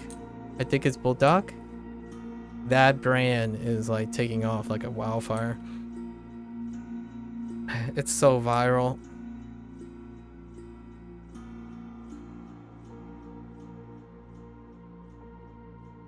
It also makes your butthole feel very fiery, but you know, that's part of the consequences of enjoying fire noodles. I would like to say the phrase, it burns so good. I don't know if you've had fire noodles, Bang. Did you try the fire noodles? Korean rocket fuel. Yes. They definitely know how to make edible rocket fuel for sure.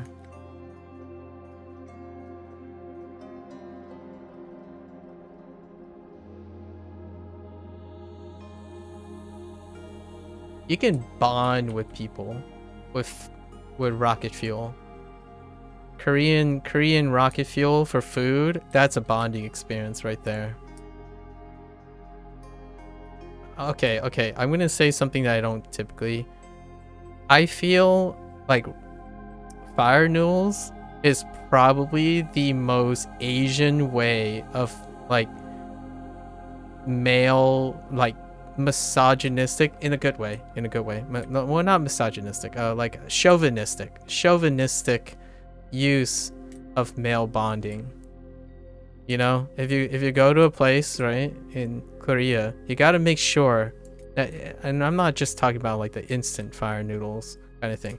I'm talking about you go to a restaurant, and if you want to bond and just like, you know, puff your chest and whatnot, you go order a lava leveled fire noodles and you share it with your best bud, and then relish in the pain together.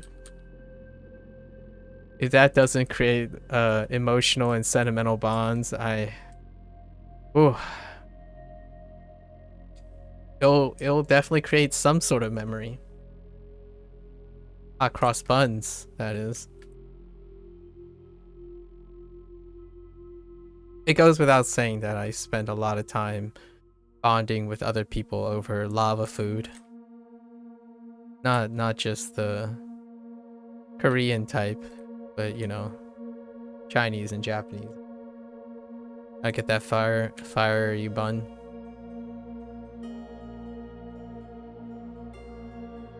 Right. Yes, Bang is a fan of Korea and a significant other. You stick to bulgogi and kimchi? Fair enough.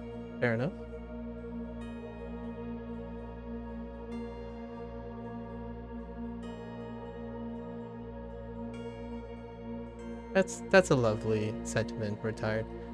I'm watching Korean dramas always with your girlfriend and read manhwa. Nice. Don't know how to say it. Yeah, manhwa. Or oh no, wait, mahwa. Is that something else? Oh, manhwa. Yeah, manhwa. MANHWA. That's how I pronounce it. I don't know how other people pronounce it. But yes.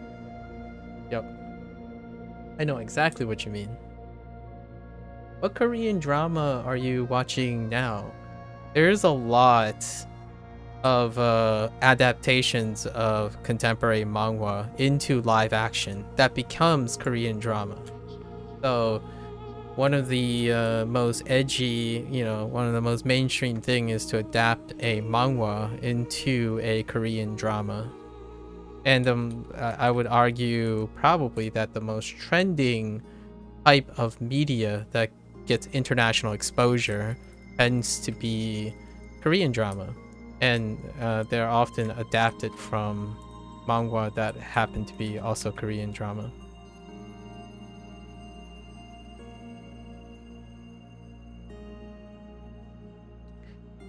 It is a if you are in, you know, if you're connected into the rage of the youth nowadays, right? I'm not that old anymore. I mean, I'm not that old anymore. I'm not that young anymore, but I'm certainly still connected with the youth culture and manhwa, manga, which translates to anime, right? And live adaptations at this point. It's an incredibly youthful activity to connect with young ones or younger people. So if you're always in, like, you know, if you're like me who's interested in connecting with young people, know how their life is going, what type of like things that get them intellectually stimulated or happy. Typically being well aware of Korean, Japanese, and Chinese trends when it comes to like animation and pop culture is a very great icebreaker. Darn kids, get off my lawn. Yeah. I'm that stranger danger guy. I would go out of my way to give them treats, and someone would probably say stranger danger. But I live in a very... I live in a community that wouldn't be the presumption. So I'm very privileged in the manner that I do live. Treats, you drive a van. So yeah, so as a disclaimer, right, my euphemism or my very positivity when it comes to interacting with young people is that my family has worked hard to have the privilege to live in a community that isn't the presumption. So I'm very privileged to say that without trying to sound too insensitive to those who don't have that privilege, which is to live in a community that, you know, dangers are around the corner and whatnot. So I do have to make that disclaimer that when you walk outside here and you run, you might be stopped by someone who's randomly handing out lemonade drinks, for example. I live in that type of Americana cul-de-sac community where stranger danger doesn't come in vans. It's just the neighbor that keeps wanting to get up all in your business to have some Philly good, you know, Philly sunshine and rainbow time together kind of thing. Yeah, no liquor store. Yeah, no liquor store around every corner. Yeah, so very privileged. And what I mean by that is my parents have decided to settle down in a very privileged place. I spent over half my life in the city, so there were liquor stores around every corner, and it would be unwise to be outside in the evening alone, even as a male, right? So... and I still find it charming living in the city, in its own way. I used to live in arguably, statistically, one of the most dangerous cities in the United States. But I still found it very charming. Obviously, you have to change a specific type of behavior and try to understand the cost risks of your actions and whatnot. All Korean manga is colorful or just like webtoons, so I'm into it. Oh, okay.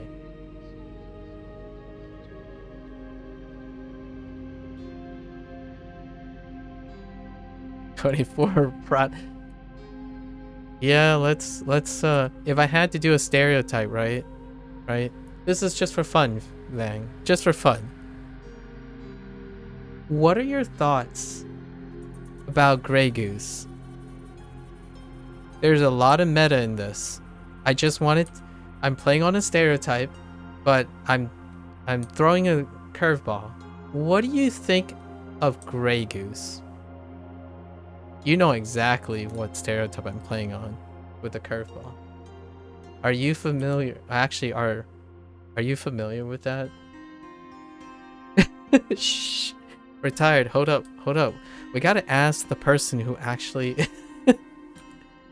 arguably is in the, like, you know, in the stereotype zone about vodka, right? The city sounds like San Francisco. That's one of them. Yeah, one of the top 5. It wasn't San Francisco though. It used to be so beautiful, had to be going downhill over the last... I don't know. Coincidentally, it has been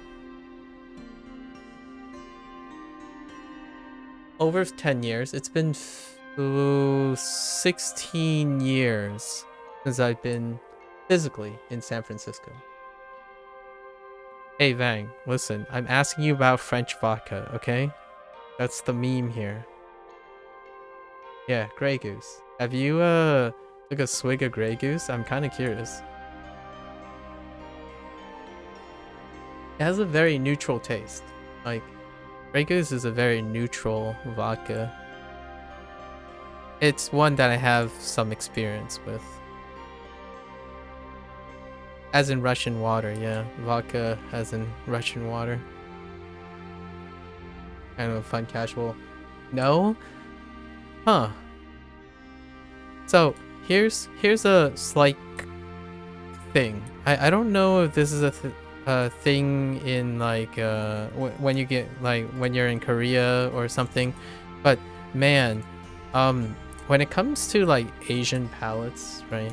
I'm not saying like all Asians, just what I've observed from USA, my limited anecdotal experience. When you have to partake in social drinking, right? If you had to partake in social drinking, oftentimes the type of liquor with the most neutral taste tends to be the one that consistently is a little bit overrepresented among Asian Americans. And Grey Goose happens to be one of those products that is incredibly neutral tasting. So when when you're doing like your I know, Vang, this is gonna be tough to swallow, but when you like, put vodka with Mountain Dew or vodka with Sprite, you often want a neutral vodka so that it doesn't become vodka water. I mean Russian water. So, I'm just curious. Wait. Here's another one. What do you think of soju? Right. So speaking of Korean, right? I think soju is very like vodka. Really, it's still relatively neutral, and it goes well with like sugary juices. So we talked about this a little bit at another time when it came to having mixers, right? Fruit juice with soju.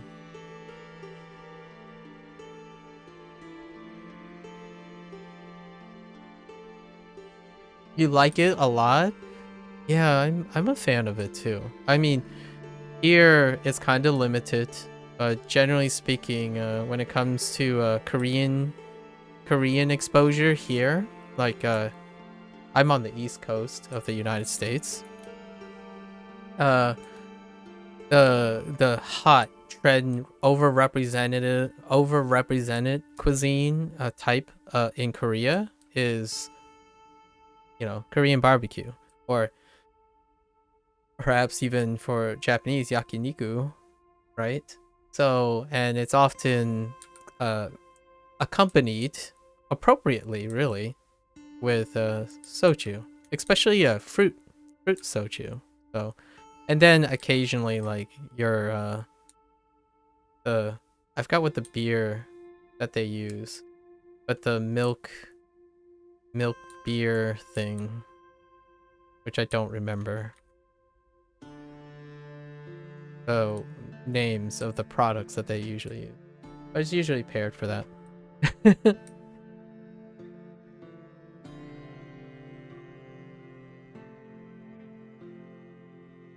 Rice wine. Okay, fair enough. Yeah, I can see that. Rice wine.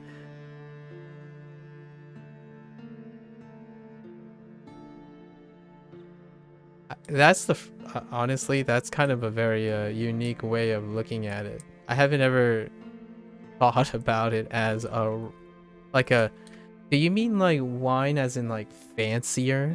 Like soju is just a fancy alcohol distilled from rice? Because the sentiments when I think of wine, I think of like classier, like just lighter, a little bit more inclusive, version of the raw stuff. So when you're thinking about like beer, for example, you're drinking beer, it's like, well, if you're drinking wine, it has to come with a board of cheese.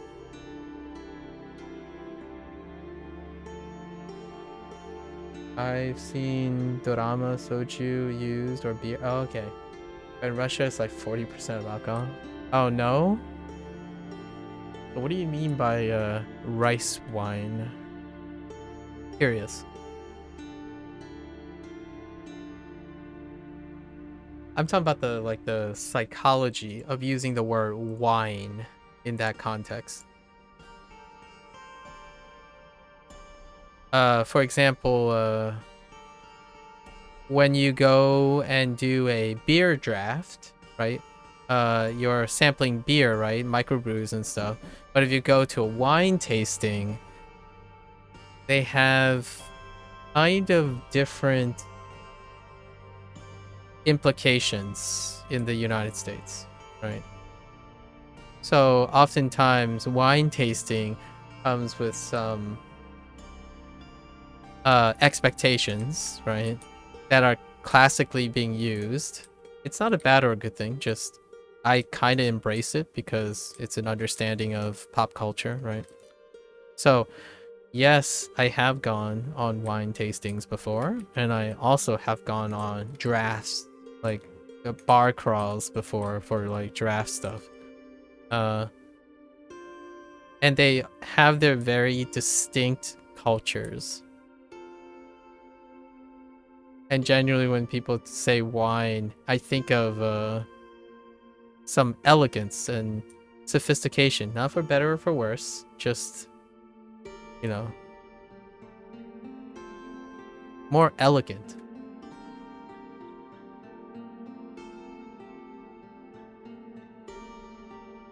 It's just warm up. Fair enough.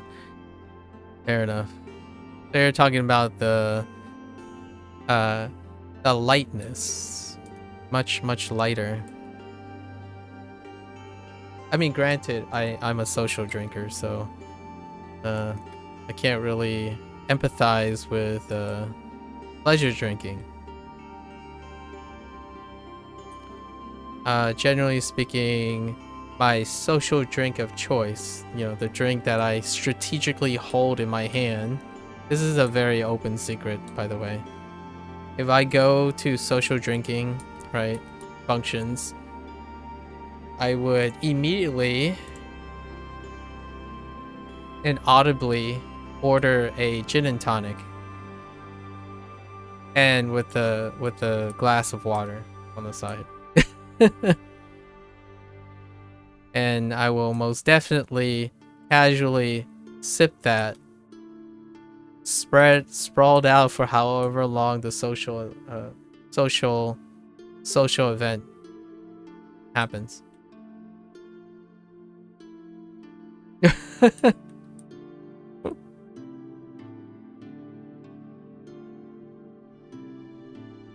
Actually, what do you think I mean by social drinking? I'm actually curious. That might actually be, it might mean something different.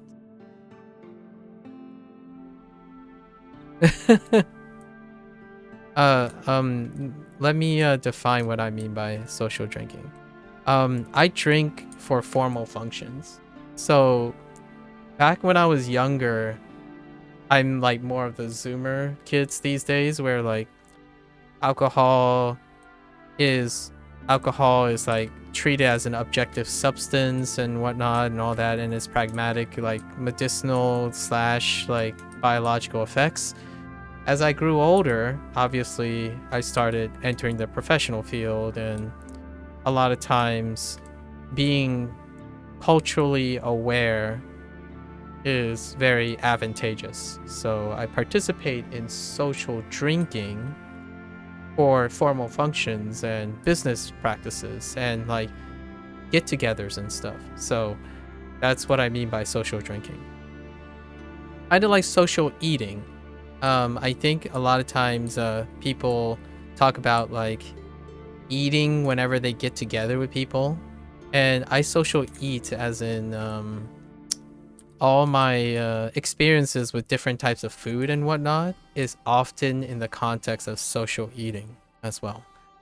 How does this differ? It differs when I'm in maintenance. So if I'm at home, I don't do any of those things. I usually eat very strategically maintained meals and whatnot, all to allow me to social eat and drink when the time comes. So that kind of thing. Just to establish a difference between drinking for pleasure. It can be one and the same. Like some people drink for pleasure and social drink at the same time. But generally speaking, I almost exclusively social drink and not drink for pleasure. Gin and tonic, 100 Sapphire Bombay gin. I'm a Hendrix. Probably grab a Hendrix. Probably not Bombay Sapphire. Neutral. Again, neutral. Very neutral tasting. You know?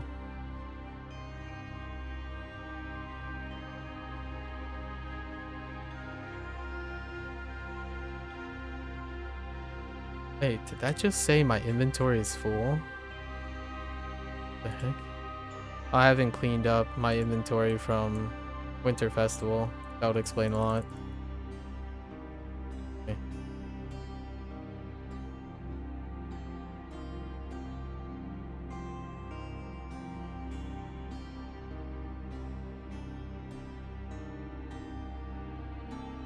Okay. 18-year-old? Yes. Bombay Sapphire is a young drink for sure. It also kind of reminds me of rocket fuel. In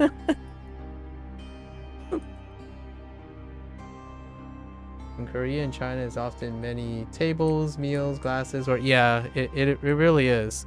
So what I do is I typically get other drinks with it, right?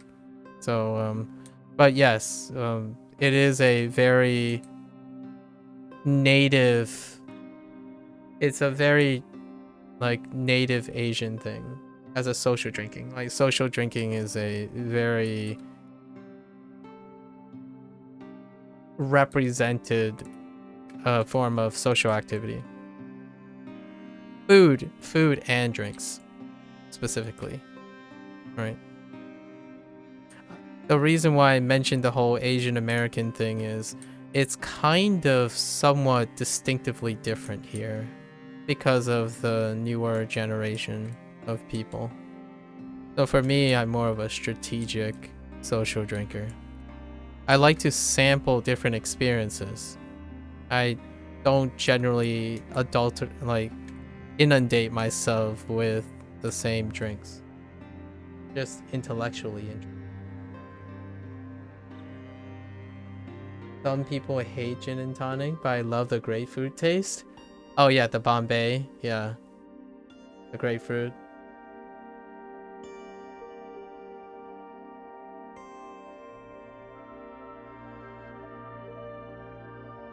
If it tastes like blueberries, I drink a lot more. Interesting.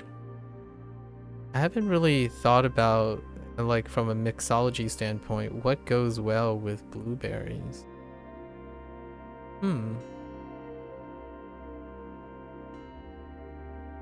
I like my simple syrup, just simple syrup. Although I could always go for like a mojito or like a Mai Tai. Honestly, I'm just a weirdo because I don't mind Bloody Marys too, you know? Throwing some Tabasco sauce on a Bloody Mary it's okay. I like my extravagantly weird flavors put together.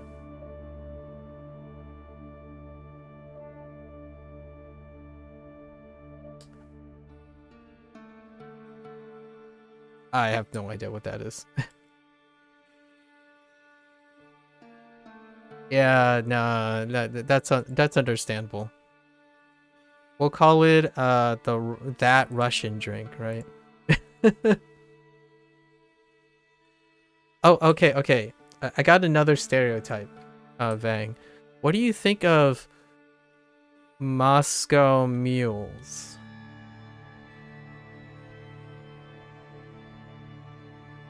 Oh, you know what's really fantastic?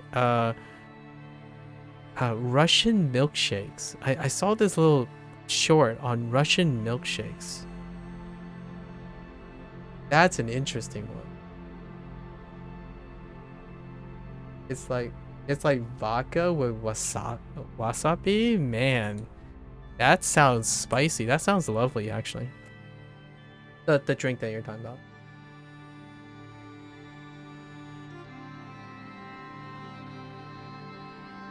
You love the Russian alphabet. Looks like someone face planted a keyboard and it random shapes. That is fair. That is fair. It's horseradish? Yeah. He said it's like vodka with wasabi. But yes, most wasabi is horseradish. I would have probably guessed it is horseradish. Generally speaking, the vast majority of wasabi consumed is horseradish. Russian milkshake before 20 was awesome. Yeah, no. Okay. Real talk, man. Here's the deep cut. This is why I'm asking a lot about drinks. Because there's a very specific YouTuber who is a bartender that does all these segments. And it's not random that I brought up this milkshake thing. Because that person also did a bit on it. Right? So it's not uncommon, but this person happens to be a bartender. He's incredibly charismatic. I don't know if you know the person I'm thinking about, but there is a very good chance you probably do. The person is I think they're currently residing in the States, though. I think.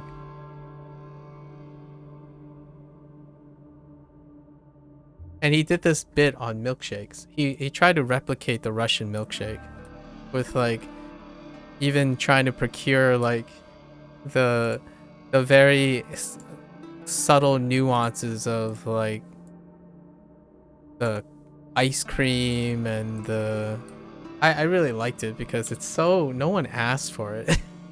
And you know me, I enjoy the eccentricity of I love enjoying the eccentricity of people's passions, especially for food and drink.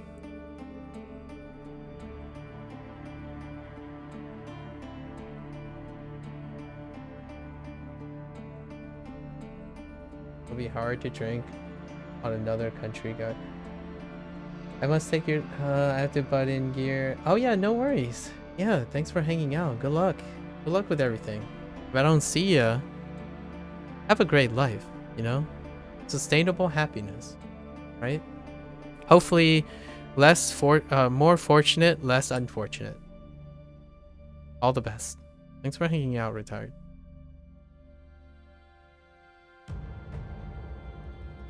Yeah, he got in deep, Vang. He got in really deep with the milkshake. It was a YouTube short on it, but then I got deep into the rabbit hole because I was very interested. I don't know if you ever get that impression, but milkshakes are a big deal in the United States. Like, it is a very big deal. It's to the point where it's like it's like culturally, it's like a, you know what I mean, right? Like if you ask an American, right? If you ask someone from the United States, even an Asian American, the first thing you're probably gonna say is often things like French fries, burgers, pizza, milkshakes. And we're not talking about like origins and whatnot. We're talking about like Americana, right? If you think about a diner is part of Americana, and Those are the 4 items. Milkshakes. So I imagine the video went incredibly viral because, and it landed in my like YouTube short list because, well, milkshakes. It looked really interesting. I would love to have tried a Russian milkshake. Like a reproduction of the classic Russian milkshake. Food is indescribable. What I mean is, food is indescribable beyond experience, right? So when you have that experience, well, vicarious descriptions are just not sufficient when it comes to food or drinks. At least not yet.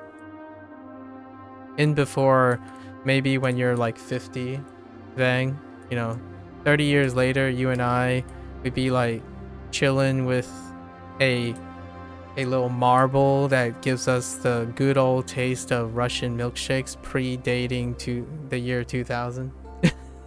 Somehow. I wouldn't write it off yet, you know. But for now, it would be very difficult to experience what a Russian milkshake, like the classic Russian milkshake, tastes like. I get the bubblies from milkshakes. I still do milkshakes.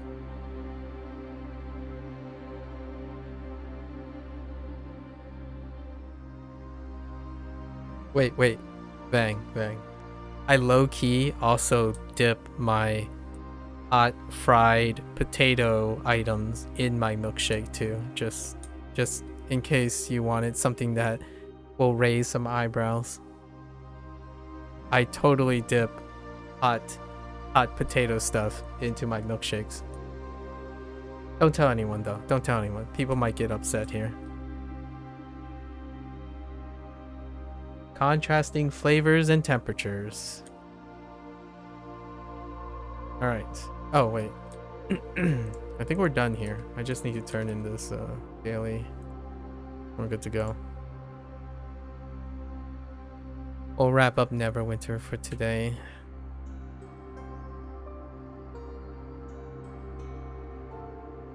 Russian milkshake is like in your country, but when we talk about cocktail, we all just got silent. Yeah, that's fair.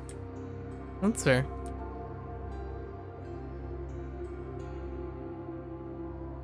Okay, you know, just to like wrap up some of this like fun talk about food and being international, I saw this one YouTube short, actually 2 or 3 YouTube shorts,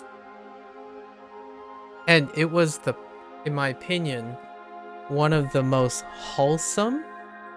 Yeah, it's White Russian. Yeah, White Russian. White Russian. I mean, Moscow Mule is kind of also under that under that thing too. But yeah, the White Russian is the one that has the milk component in it. Yeah. I haven't had one personally, so I don't really know what it tastes like. The thing that I was gonna mention, just to like end on a really happy, endearing thing. I went down this rabbit hole yesterday off one YouTube short, and the YouTube short, just to give you an idea, since I'm multicultural, I tend to get YouTube content that is multicultural. So like YouTube feeds me multicultural things, right? So be it couples that are interracial, or people who go to other places and experience other places, like when in Rome, do as the Romans do, right? That kind of thing. So this YouTube short sent me down like a viral path.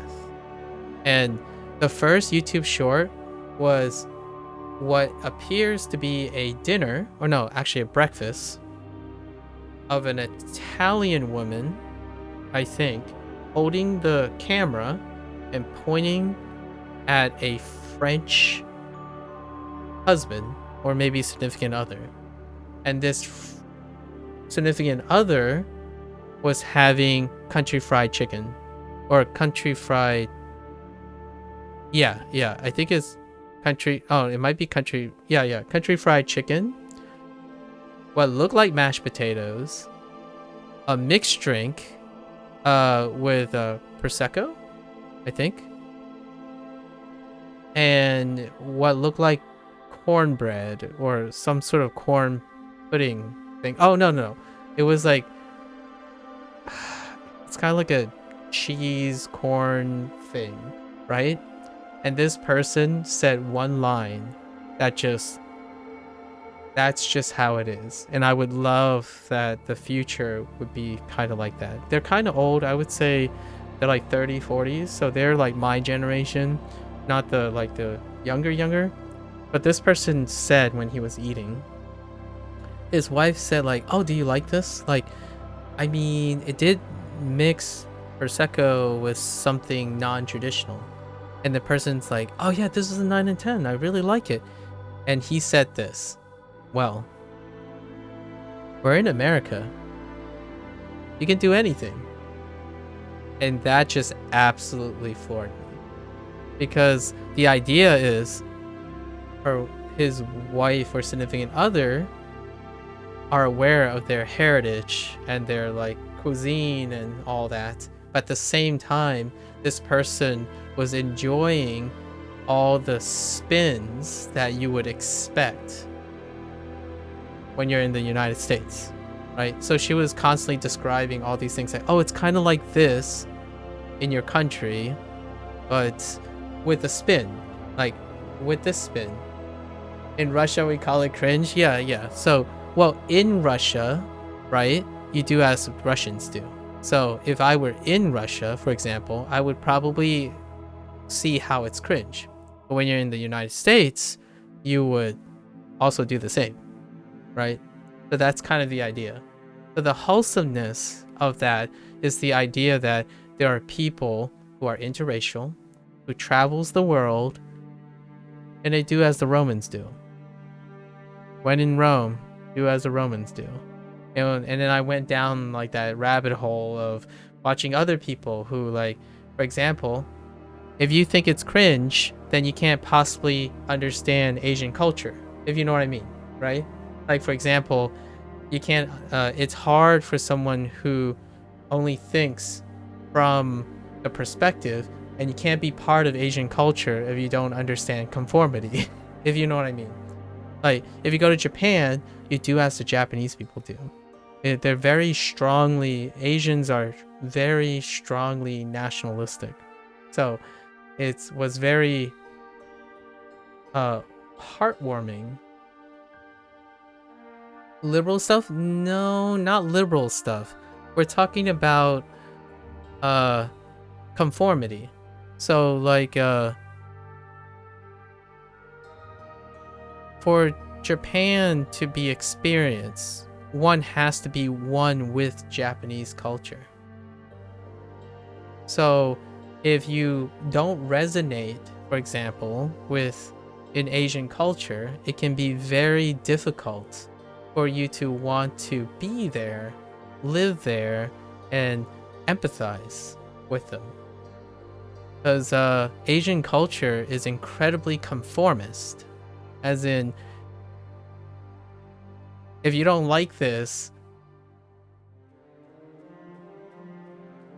try to understand why it's liked, as opposed to, like, you know, expressively being disagreeable, right?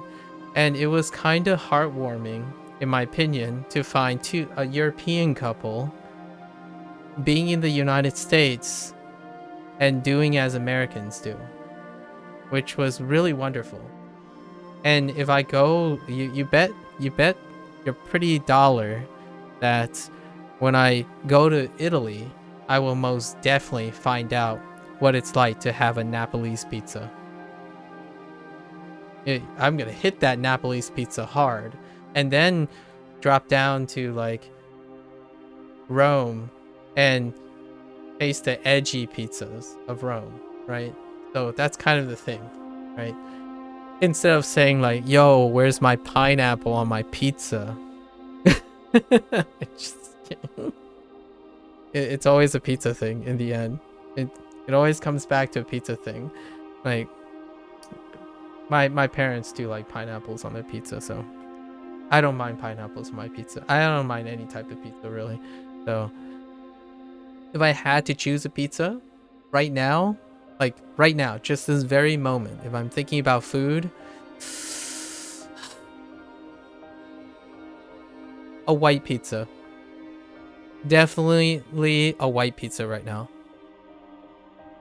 Yeah. I'm not sure if you had a white pizza before. I should say some crappy stuff only you can understand. I should say some crap. Yeah. The video, right? It was about food, it was about drinks, all it roll in one, and it was incredibly wholesome because two different cultures meeting a different culture, they're enjoying food and drinks, and what happened was a truly wholesome understanding of the culture the food is surrounded with. So when you go to Japan, or if you go to Korea or China, that's kind of how food experiences are so different. I don't want to go, like, personally, this is my own personal opinion. If I go to Japan or Korea, I don't go out of my way to find American food. I go there to embrace and live in their culture, as opposed to try to shape their culture to my preference. In Russia and China don't care about sexual differences. Yeah, I can see that. Yeah, I can see that. From a pragmatic standpoint, yeah, I think you're talking about like the very specific of sentimentalism that's attached to that, as opposed to so a lot of times, at least from that perspective, it's a very pragmatic. Those are incredibly culturally pragmatic places, and pragmatism tends to gear towards not being sensitive or to that thing, to those things. Yeah. It's a deep cut. We probably won't go into it. Yeah. So it's incredibly pragmatic. If you if one, like, I don't understand the culture firsthand, but if you write down all the characteristics of specific cultures, you can probably come to a fairly reasonable acceptance that that would be likely the case when it comes to those things. Obviously, I live in the United States, so that's a little bit of a deep cut, like big rabbit hole. Anyways, all right. Just wanted to end on like a more wholesome food thing. I like talking about food and drinks all the time. Food culture is central to Asian culture in general, like, especially I would speak of being Chinese. Food and drinks can break boundaries. Okay. All right. So I have to summarize this. Let's talk about Spelljammer now. But do you ever wonder to visit Russia? I wonder to visit everywhere.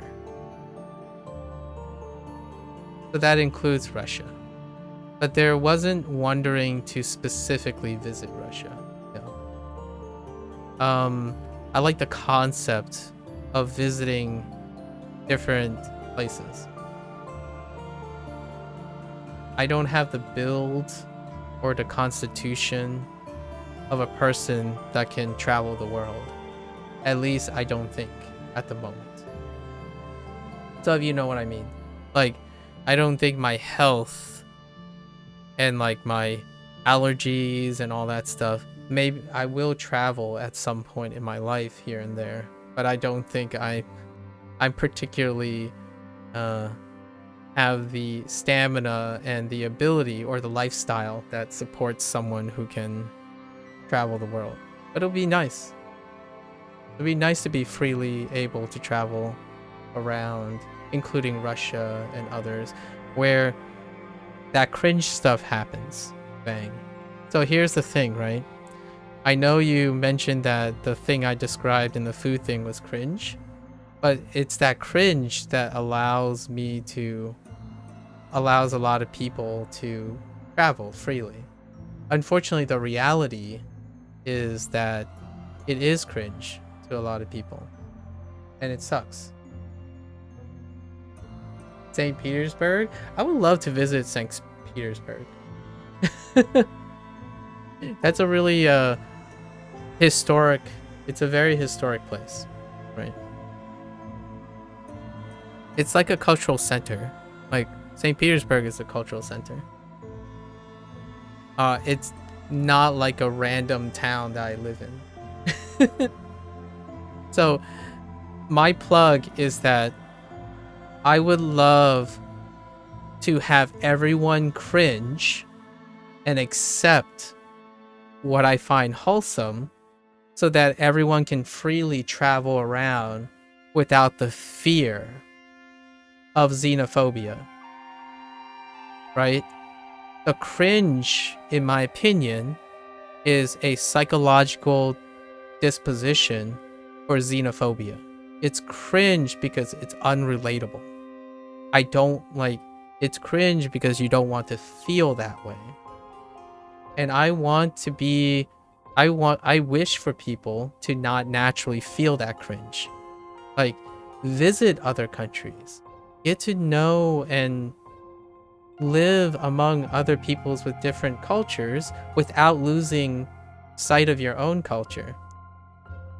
The problem with that is that that's not reality.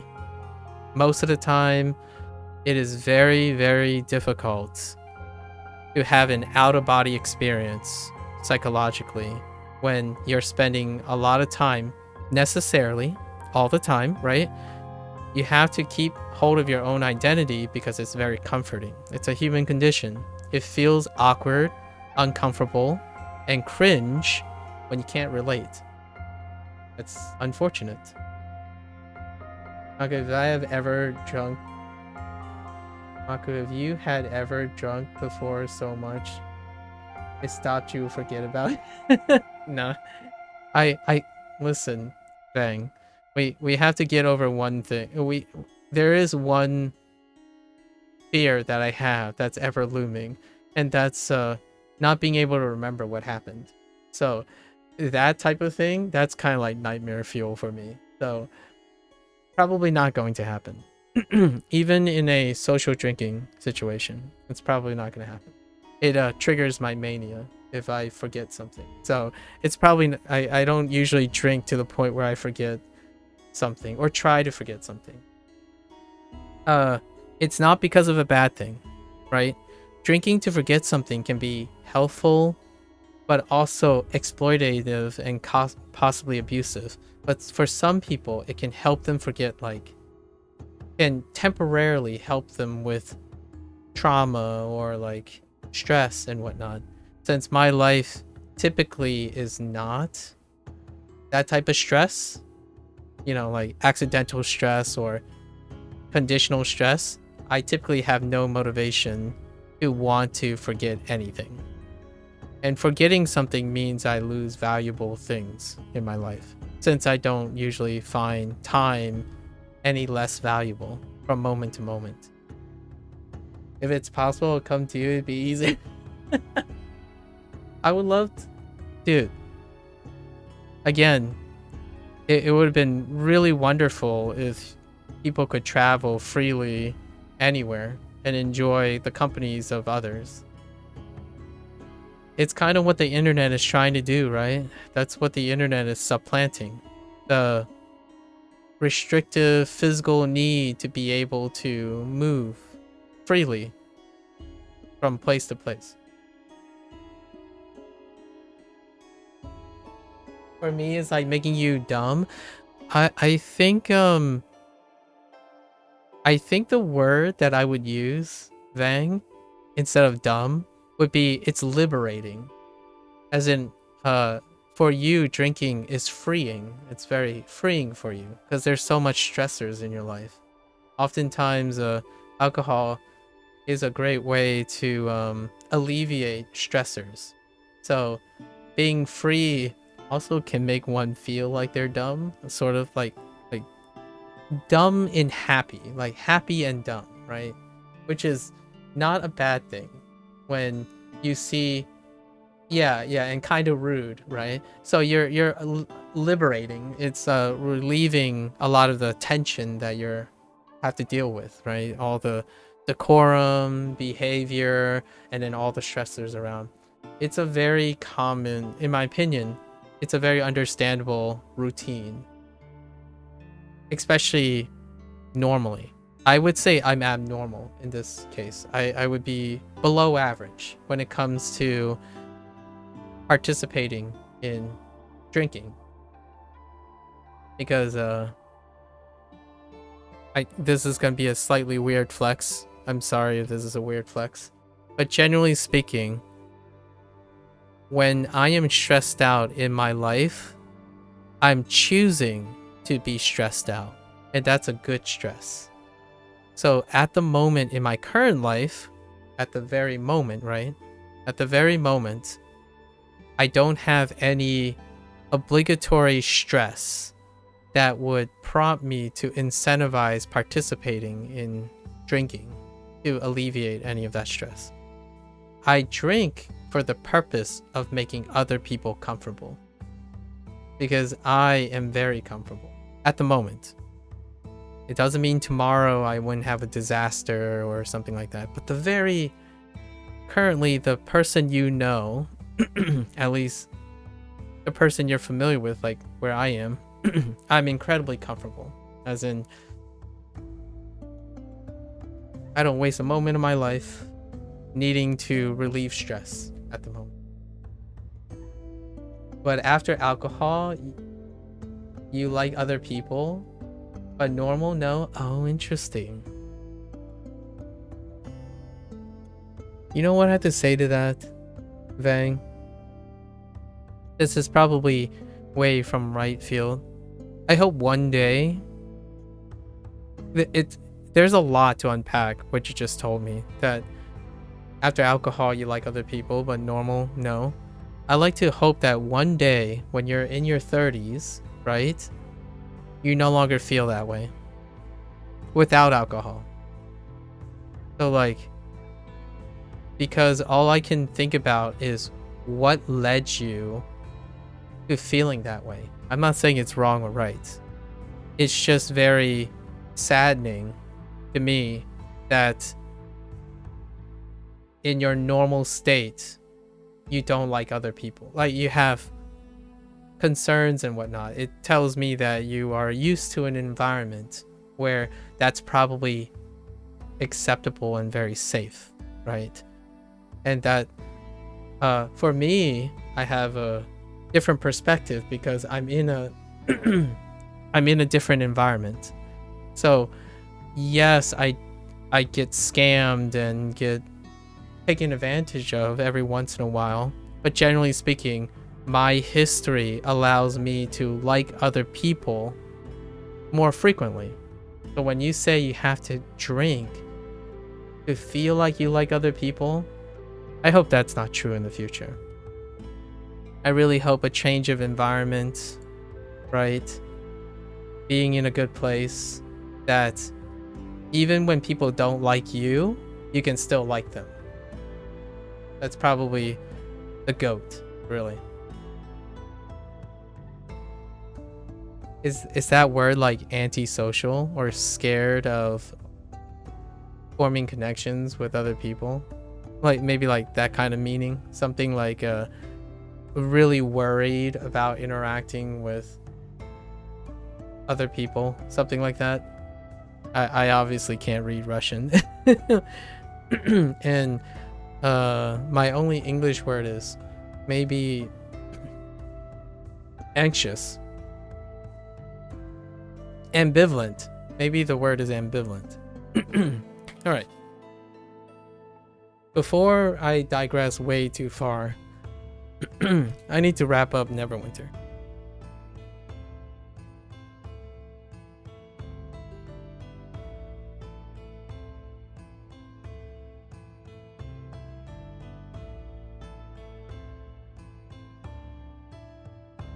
Oh, you're against all people? Yeah, antisocial. Yeah, antisocial. Fair enough. I think the closest word is actively, like, it's antisocial, meaning being actively against interacting with other people. And that's a pretty strong word, I would say. Like, some people, they're not really antisocial, but they just don't like to, they find it very stressful interacting with it, or they're anxious. The word that antisocial is probably the word you're looking, which is being legitimately actively against people, which can be understanding. Like, what I mean is, if you're given the situation that you've shared, that can be very possible. And I hope that's not the case in the future.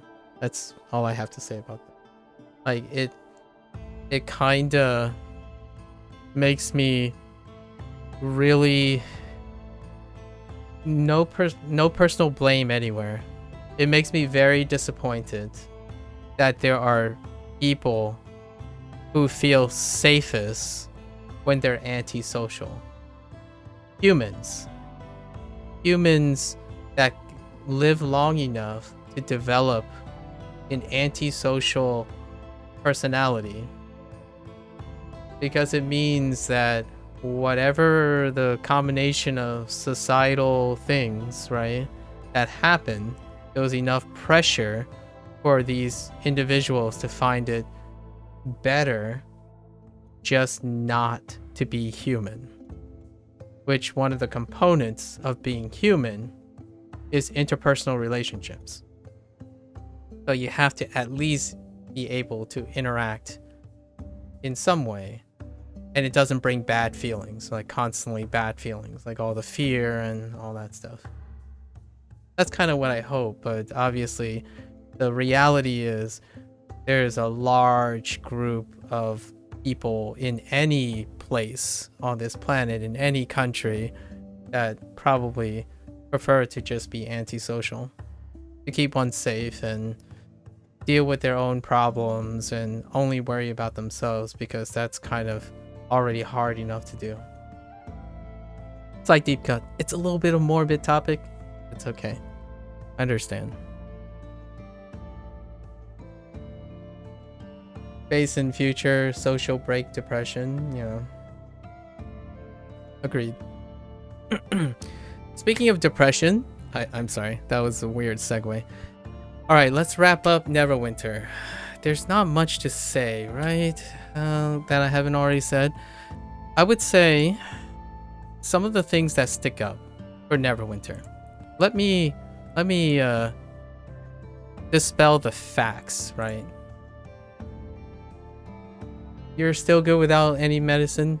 That's great. Keep on doing it. I hope you don't ever have to end up needing like intervention using medication. I think a lot of times people might use medication as a shortcut. Usually I like to encourage people to think of medicine as a bottom line. It's a last resort. So hopefully you don't I don't wish anyone to have a dependency on medication to feel happy. That is incredibly a sad image, in my opinion. Anyways, all right, so what has changed, right? Or what is the same? So Cryptic is a very consistent developer, and I would say it's still very consistent.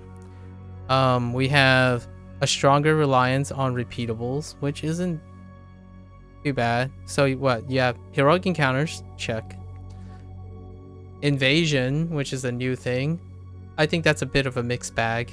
I think the longevity, the credits of Invasion is still absurd. However, The buzz jewels and currency is why it's probably so long. We still have the activities. The quest structure is more or less still the same, only it's heavily more on repeatables. And repeatables are kind of fast overall. I think even with my gripes regarding squid doubloons, astral dust, and aberrations, right? Aberration, the souls, it's still faster. Repeatables are still largely faster. It's probably inherent to the idea that foot traffic is not as big. So they subdivided all the planets, right? All the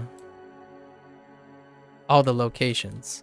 So when you divide all the locations up, usually foot traffic, that travel time is cut down quite a bit, just for like 2 load screens. So if you're loading very quickly, usually it feels very short. I think one of the highlights here, it's still not, I still think trials are not that great for this.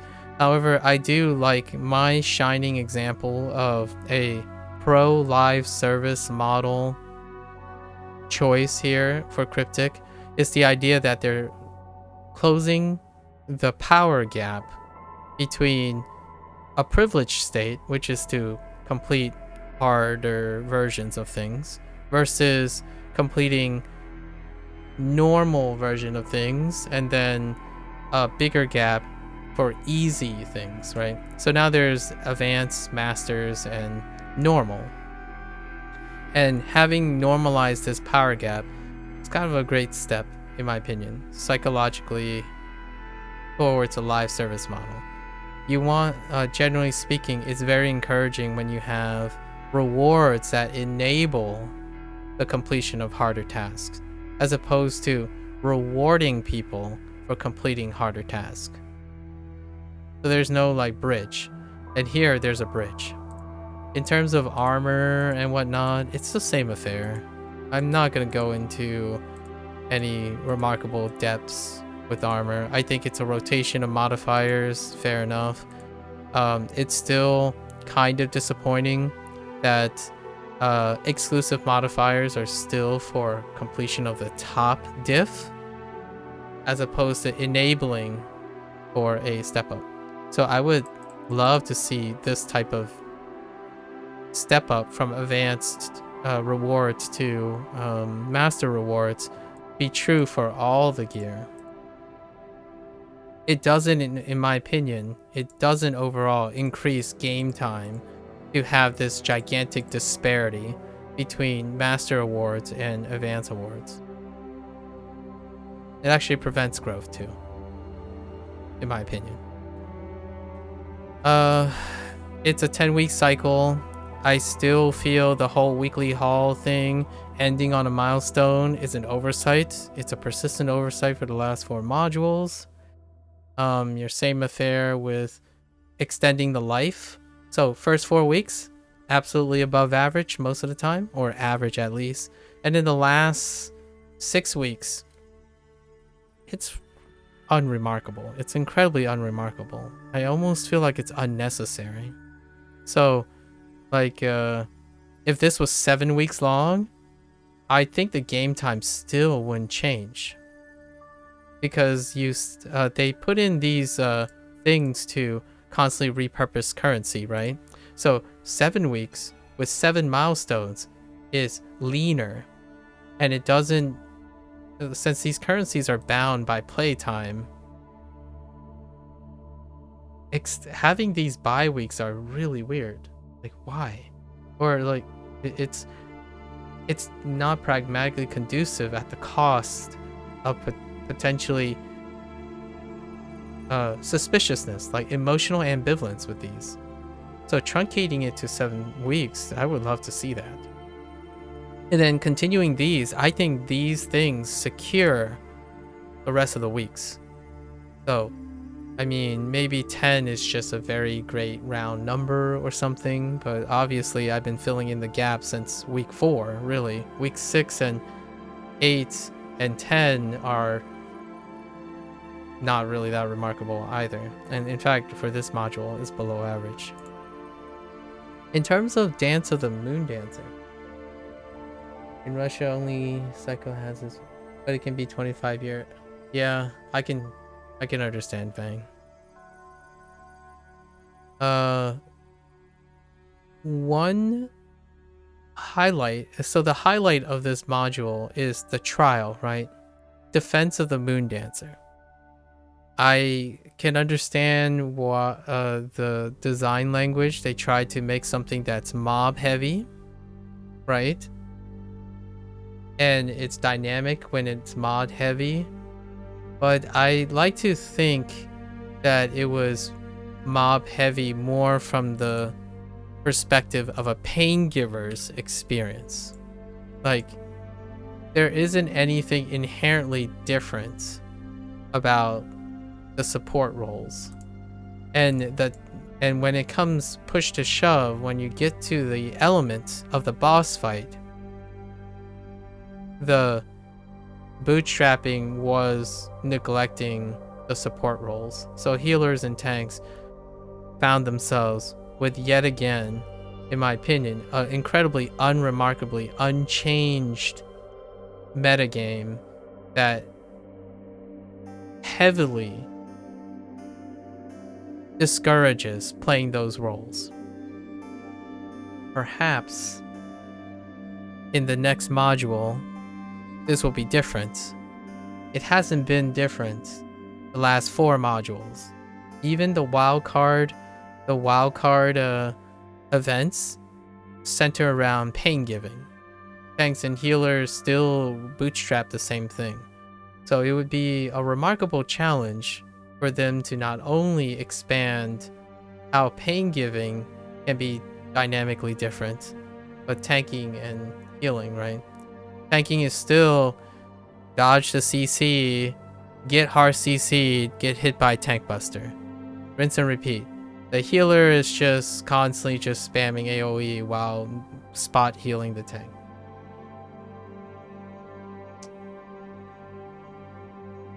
Hasn't changed.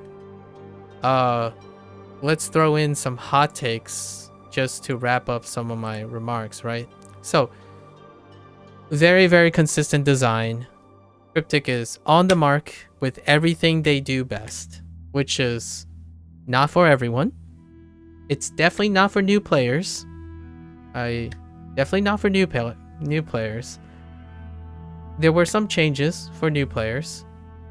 Like the tank overhaul, which I had a lot to say about, but the tank overhaul, which I would agree, it slowed, increased all the effectiveness of actions for tanks, but it slowed them down. So what I mean by that is this constant slowing down of tanks and healers, not so much pain givers, but healers and tanks are constantly being slowed down to compensate for increased efficacy per action. That is really great, I would say, for new players. Absolutely. So when they do like one action, it becomes very effective, like far more effective. However, to me, I think that to slow the game down in order to make room for that, to compensate for that, is not going to transition or translate into player retention, because then all you have is a non-dynamic feel in combat. You hit a few buttons, you hit one button or two, you get to choose when to do it in the right time. It reduces the dynamics. And usually there are a lot of games that do that. And it's coming from a place where it's coming from a more dynamic place. Like the game is constantly being slowed down to be more casual friendly. I get that, right? When you need to learn something and you need to get your feet wet, you slow things down. Make them more efficacious, right? Like make them more effective. So each move has more weight to it, and it's incredibly effective. That's the approach that the tank change was for this module. Increase all the threat baselines and whatnot, so when tanks do something, all their moves have the effective threat generation. That doesn't improve dynamic play because you're so grounded into doing a few actions, so you don't leave room for more play styles and variety. You have less room because generally speaking, you would pick most of those things for flavor now. Like, if you're ultimately increasing all of the baseline threats, yes, it would make all the moves be choices you can pick, right? Because they are all as equally effective at generating threats. It removes the significance of having playstyles. And what do? You pick the one that targets the most. You pick the one that it's no longer building or having a playstyle that requires dynamics, in my opinion, or choice. I actually think it removes choice. So everything just, oh yeah, now you can use different powers, but those powers are inconsequential because they no longer have any specificity to them. They're just flavor. This move generates this much threat, so does this move, and so does this move. So you get to pick whichever move that still only generates threat. And not only that, you get to do less. You're slower, it takes longer for you to wait. So while pain giving hasn't largely slowed down, it has increased in speed, and also the trial designs are increasing in speed. So what I mean is, to do masters, to do advanced, or to do most of the boss things, everyone's getting faster. So like your mechanics are faster, more chaos, you have to react faster, and yet, especially the tanks in this way, this time around, slow down. So you slow down the tanks, specifically Sentinel. Sentinel got slowed down like to a snail's pace. Like the cadence and actions per minute is gone. So I wouldn't ever recommend that. Vanguard is already inherently fairly slow. Justicar actually had something that increases action potential. However, so you just keep slowing down things, but you keep making mechanics more, like the devs just keep introducing more mechanics quicker. So you're layering all these mechanics, yet you're slowing down the center point of failure, which in my opinion is incredibly negative. It's almost the word that I used multiple times this time in the beginning, is asinine. It's incredibly foolish and incompetent to think that you can keep designing layered content and boss fights and trials to be more and more dynamic while slowing down and constantly slowing down the singular points of failure. Technically there's 2 points of failure, but I'm just gonna be real. There's a main tank and there's a main healer. Or actually not even a main healer. There are 2 codependent healers and a main tank. When the main tank goes down, it's a wipe. The 2 healers are codependent. When a healer goes down, it's a wipe. It's a singular point of failure that looks like there are 2 choices. But the trials are often just designed around a single point of failure. The point of failure is not having 2 tanks. The point of failure is not having 2 healers. It's not having a tank and a backup. It's not having 2 healers, but if one really skilled healer can go by too. Like they can hold on to their dear life to make a comeback or something. That's usually not how this happens. And that used to be something that I feel even Neverwinter Online players can relate to in World of Warcraft. You can clutch it. This is a single point of failure.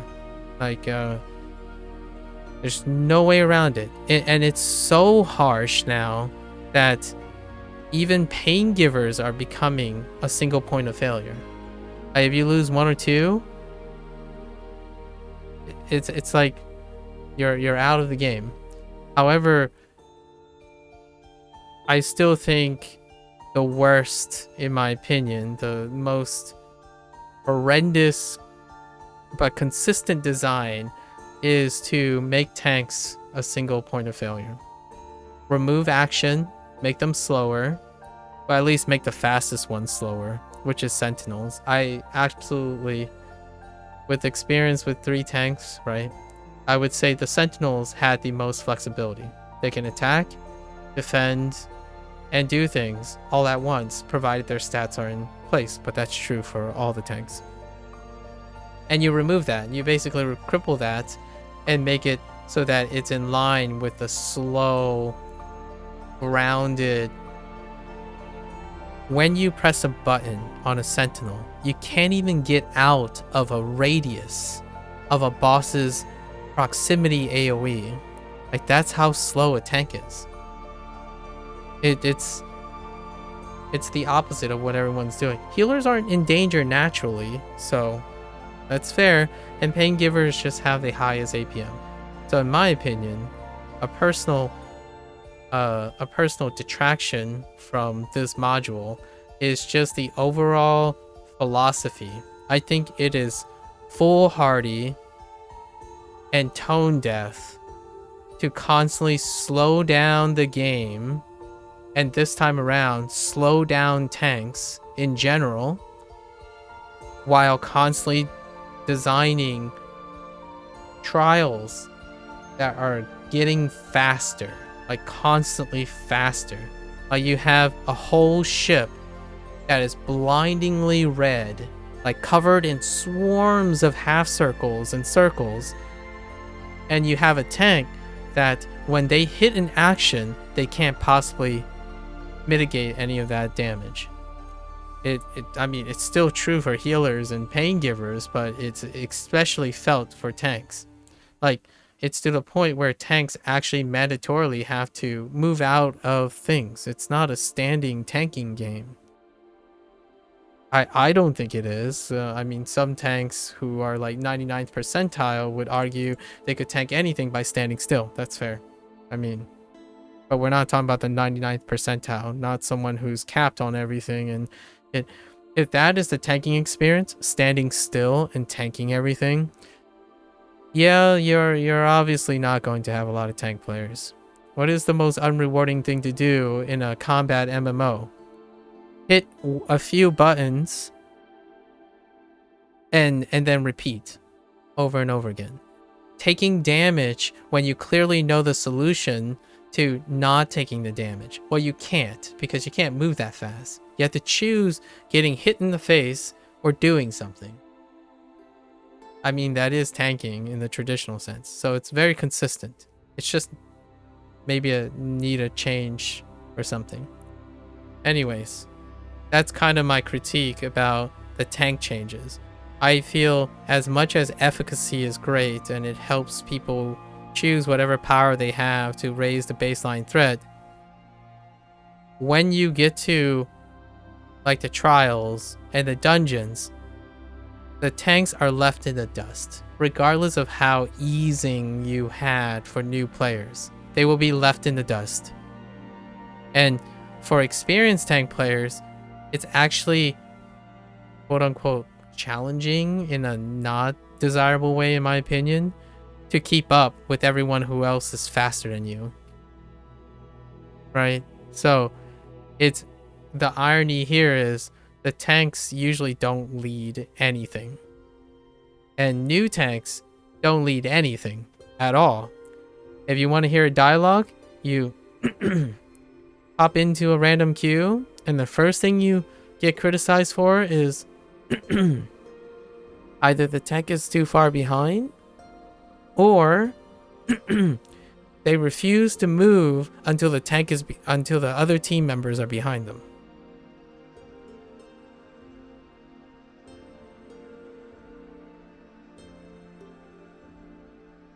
You can't just be faster than other people. I mean, that's what I try to do anyways. It's kind of fun to try to be faster than other, but that only reveals how efficient the philosophy is in this game. Like, everyone wants to go faster. Like, people like to go faster. New players like to go faster. So you keep slowing it down. Increasing the efficacy doesn't address the literal need to be in position. And in Trials, it's a position game. Actually, Demon Web Pits, the last module, it's still a position game. Like, the first boss, position, because the cannons will kick your butt, the tethers will kick your butt.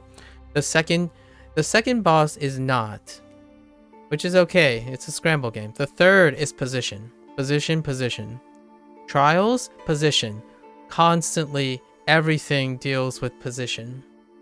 So, regardless of how much health you have, how much pain giving you give, you can dish out, how much healing you can have, when you're out of position, you're simply out of position. So I don't see why, in my opinion, that it's wise to constantly slow things down.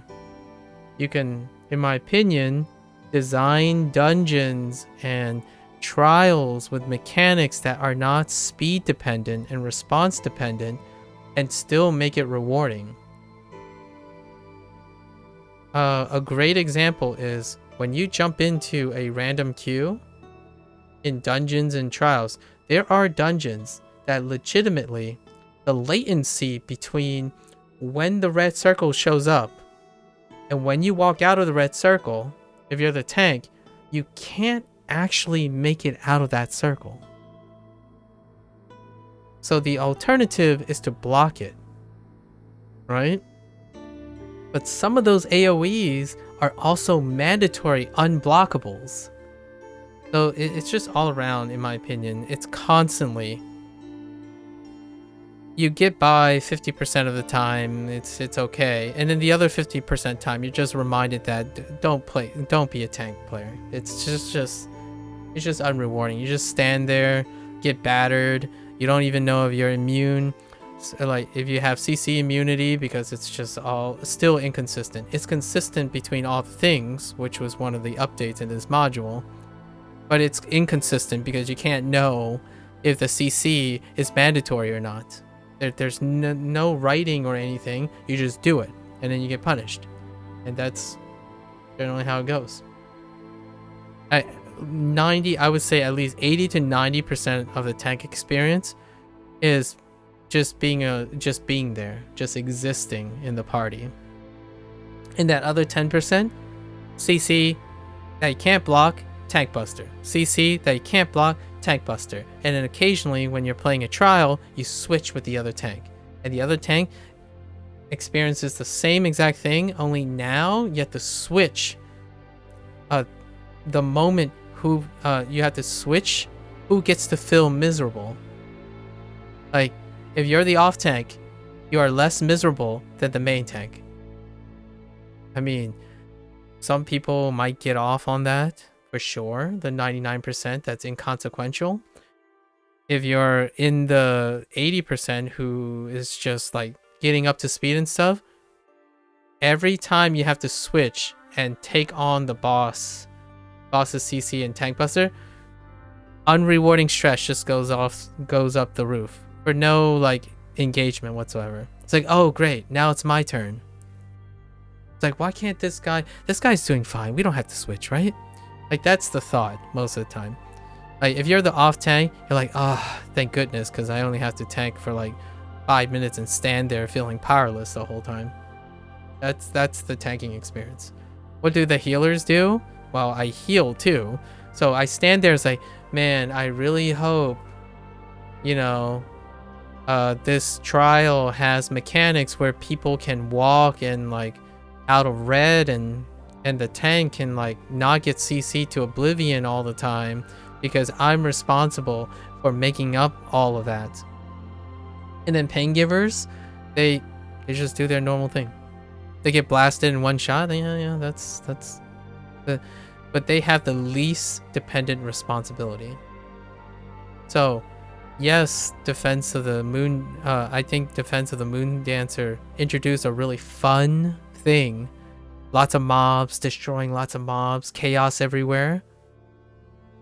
It did not change how horrible it feels. In my opinion, I would say more than 50%. It sucks to be a healer or a tank. It just constantly sucks. And not in a stressful, challenging, oh, this is different feeling. It's the same feeling. You have it all the time in dungeons. What are you doing? You're scrambling to have actions ready to take aggro, like for a tank, right? What are you doing? Well, in this trial, now you don't just scramble for the boss. You scramble just like in the dungeon. Like, what do you do? Oh, hey, all the mobs showed up. They're attacking everyone. What do? You scramble and do that. It's like, hey, look, a DPS is off and doing their thing and hitting too much damage. You can't do anything about it. You have no more actions. I don't care how much threat ratio you have. It's so misguided because your at-wills don't even do much either. Like, not enough action potential. It doesn't matter if your threat is multiplied by 10x. If you don't land anything or do anything in the right moments and have accessibility to them, it's already too late. Like, in a situation where the moment you fail an aggro, right, someone dies, or potentially someone dies. So in my opinion, it's foolish and short-sighted to think slowing down tank action solves an aggro problem. It doesn't. It only emphasizes an aggro problem. When players are slow, they can't make up for being slow. Like, just increase the cooldown rates. Oh, you have to hold your at-wills longer. It's already too long to begin with. So now you're just going to increase them. You have to hold down block longer. Like, yeah. Sorry, but that's incredibly obtuse. And it's worth a shot. I say it's worth a shot. In my experience, I would say it's no.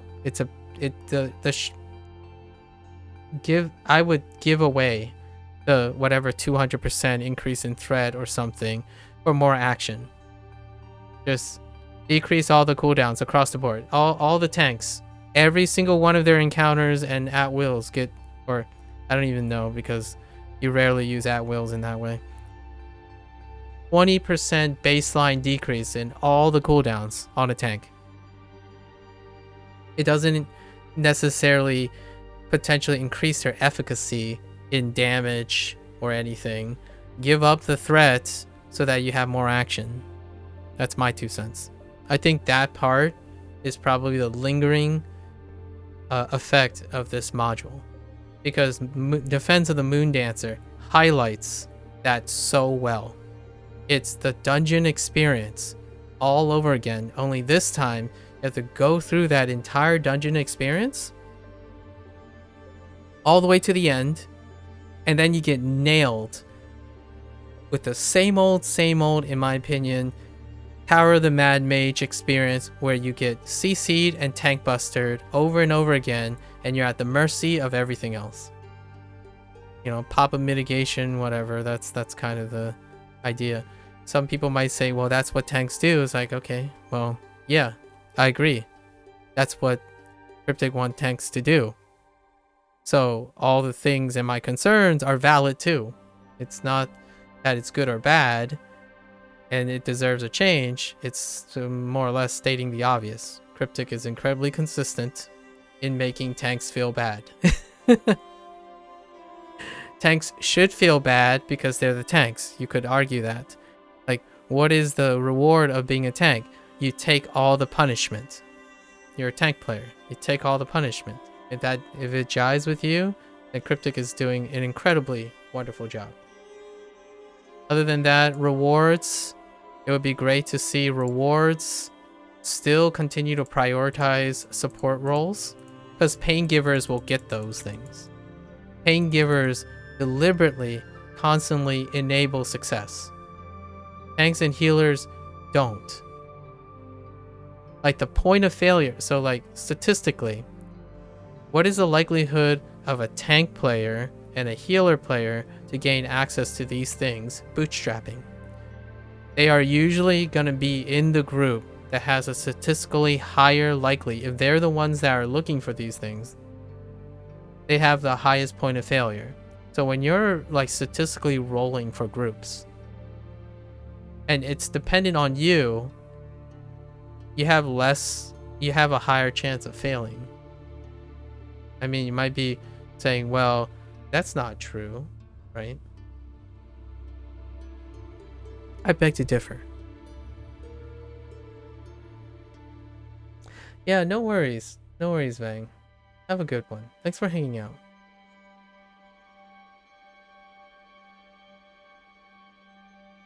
Yeah, I read your last couple of messages. Yeah. I understand. So, maybe something will change. I don't know. Next module is a wild card, so it might not be a dungeon, and it might not be a trial. In my opinion, axing trials and going back to basics with dungeons, just having 2 dungeon modules, and really refining and understanding the fundamentals that work, and then expanding on those fundamentals into a trial is a great return to form.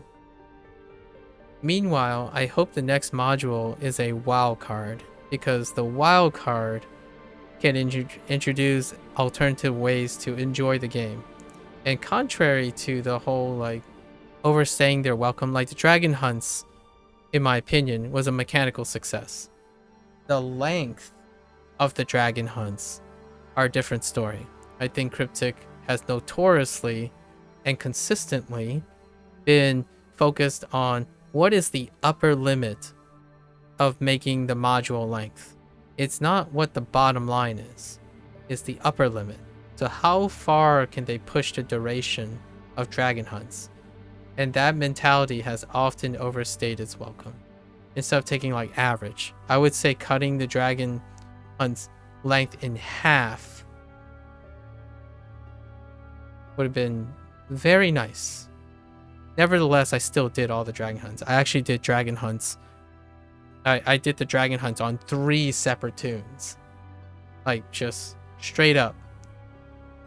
And I still think it was far more reasonable than trying to do Demon Web pits on Master and like, if time and investment and playtime is the priority, it is certainly not a priority. It's certainly not evident in the design to me, because Dragon Hunts was longer than the last 3.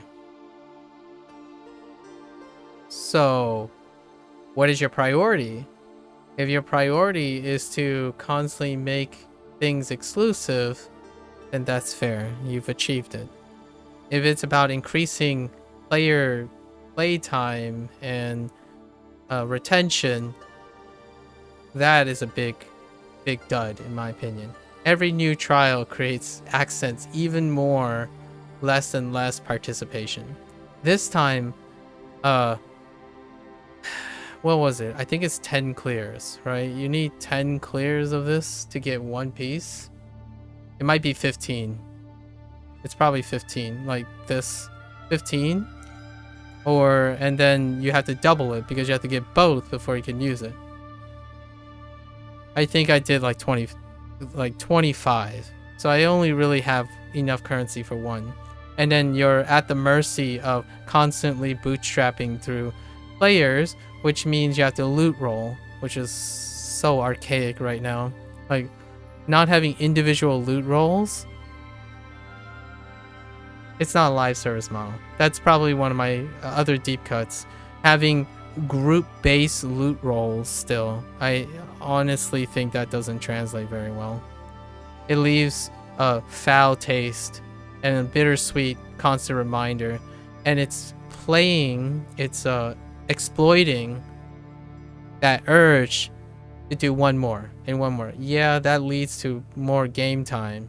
It also leads to constantly more and more negative sentiments. Eventually, that will give out. So you're constantly incentivized to make, as a Cryptic, like as a developer, you're constantly incentivized to constantly make better and better and more enticing gear, so that FOMO, the exploiting FOMO, is more and more effective. In my opinion, that doesn't work in live service games, because eventually it's not worth the time, and it destroys creative freedom and all that stuff. So I think overall it's a lose if you focus on constantly incentivizing FOMO. That's exploitative, and it's not sustainable most of the time. So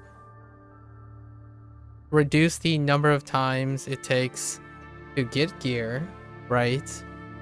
Or do individual roles. Because watching that one thing drop and a random stranger constantly rotate, this isn't World of Warcraft anymore. Like, what I mean is, your live service model, right? And live service models are reliant on constant rotation of players. The design now just favors everyone who's already established. That's it. So yeah, obviously the same number of players will continue to play your game because it's established. They go in, they'll clear it as many times as possible in the fixed group.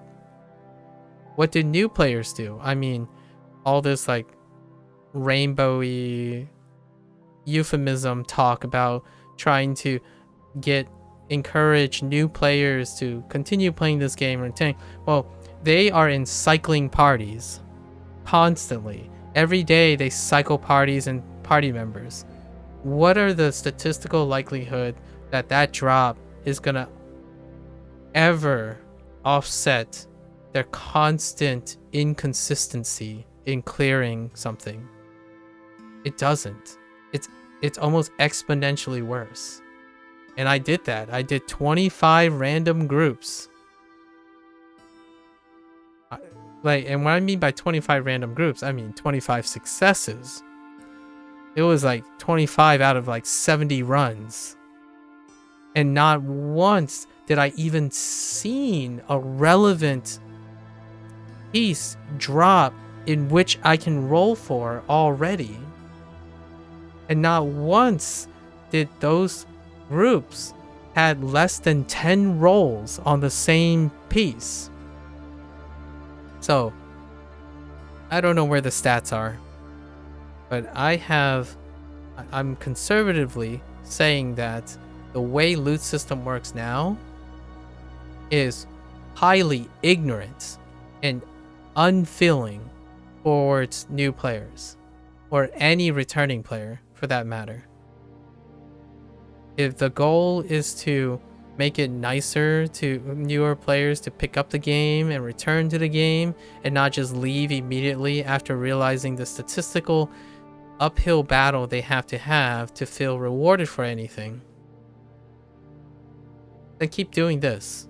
This is probably consistently going to keep everyone from, you know, it'll maintain the established group. Even myself, like, I can't. Yeah. 3 tunes. Across the 3 tunes, 25 runs out of like 70. All 25 of those groups did not have an overlapping member. And out of the 25 runs, it didn't land on anything on the tune that I played. Over 10 weeks. That is statistically an incredibly unwelcoming game. So, I'm only talking about Defense of the Moon Dancer. I'm not even talking about having to bootstrap through Demon's Web's Pit and Master Temple of the Spider. So it's no-go. It's a really horrendously I cannot recommend this game to anyone who is not established already. If you're a returning player, definitely could work out because of your consistent design. Like Cryptic is incredibly consistently designed, as I mentioned earlier. Returning players might be able to do that, but new players, 3 months tops. Get to level 20, realize the statistical uphill battle, and that's it. Off they go. So, with all that said, it's kind of a low note. I think what's going on, I think what's working right now is, or at least I feel, is it's nice that early game is, you know, useful for new players. I actually feel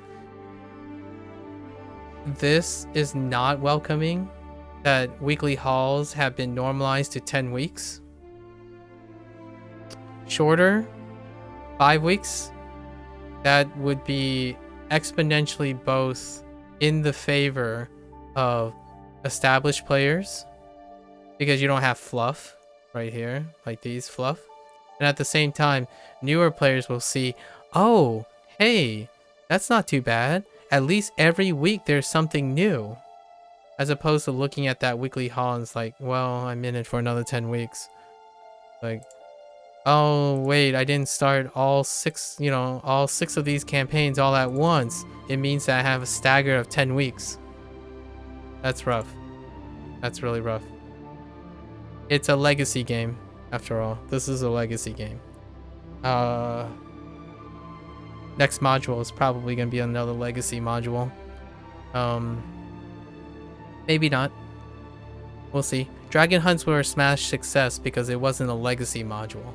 What happened was, what do you hear when you have a non-legacy module, like a non-dungeon trial loot-based system? You have that comment when someone says, hey, I'm level 20 now. What do I do? It's like, you should get into a dragon party and, you know, get those things, because those things are nice and they're accessible, and there's, you know, a mix of success, and you can do it fast, you can do it slow. That was what it was. Even though to the established players, like, yeah, I did this like 8 billion times, I already got it out of the ways, but anyone else can pick up a dragon party. Here, you're like, you sit here and you see the same person look for a tank for Defense of the Moon Dancer for like 45 minutes. And when you get into that group, they fail out on the one point of failure, and it's usually the tank. So when you're looking for groups, the most needed role is also the weakest role. And it's the role with the least point of failure. In my opinion, that's horrendous. That's inexcusable for a live service game. You're just like, what? It's difficult to even appreciate, in my opinion. It's difficult to appreciate how much time and effort maybe, and nice that there's still trials and raids to be done in this game.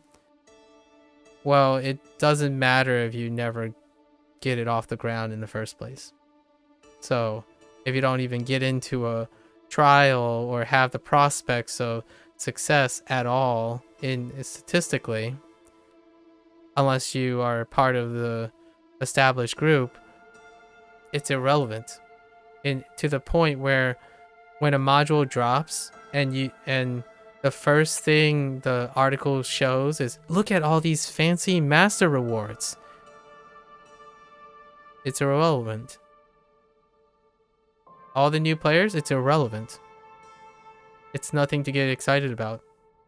And to all the established players, like, yeah, you know, we'll do it in the first 2 weeks, and that'll be that. Same old, diminished returns. That's what I see. It's diminished returns. Squander all the potential to have the potential to have resources that introduce something novel, perhaps risky, but novel, for diminished returns on basically securing individuals who would probably outgrow the same thing again. So it was an impressive trial, I would say. Defense of the Moondancer was impressively different to some extent. It felt very familiar in the way it was executed. Just diminished returns. You do it once, like, yeah, I'm over it. I can't believe I'm actually saying that, but I actually tried like 70 times or so. Just very inconsistent. I'm always the tank, by the way, so for whatever it's worth. Like 70 of the runs, I was the tank 60 of the 70 times. The other 10 times was a healer. And the point of failure was easily the all or none points. The trials constantly have a mechanic that just auto wipes everything. Like, what is that?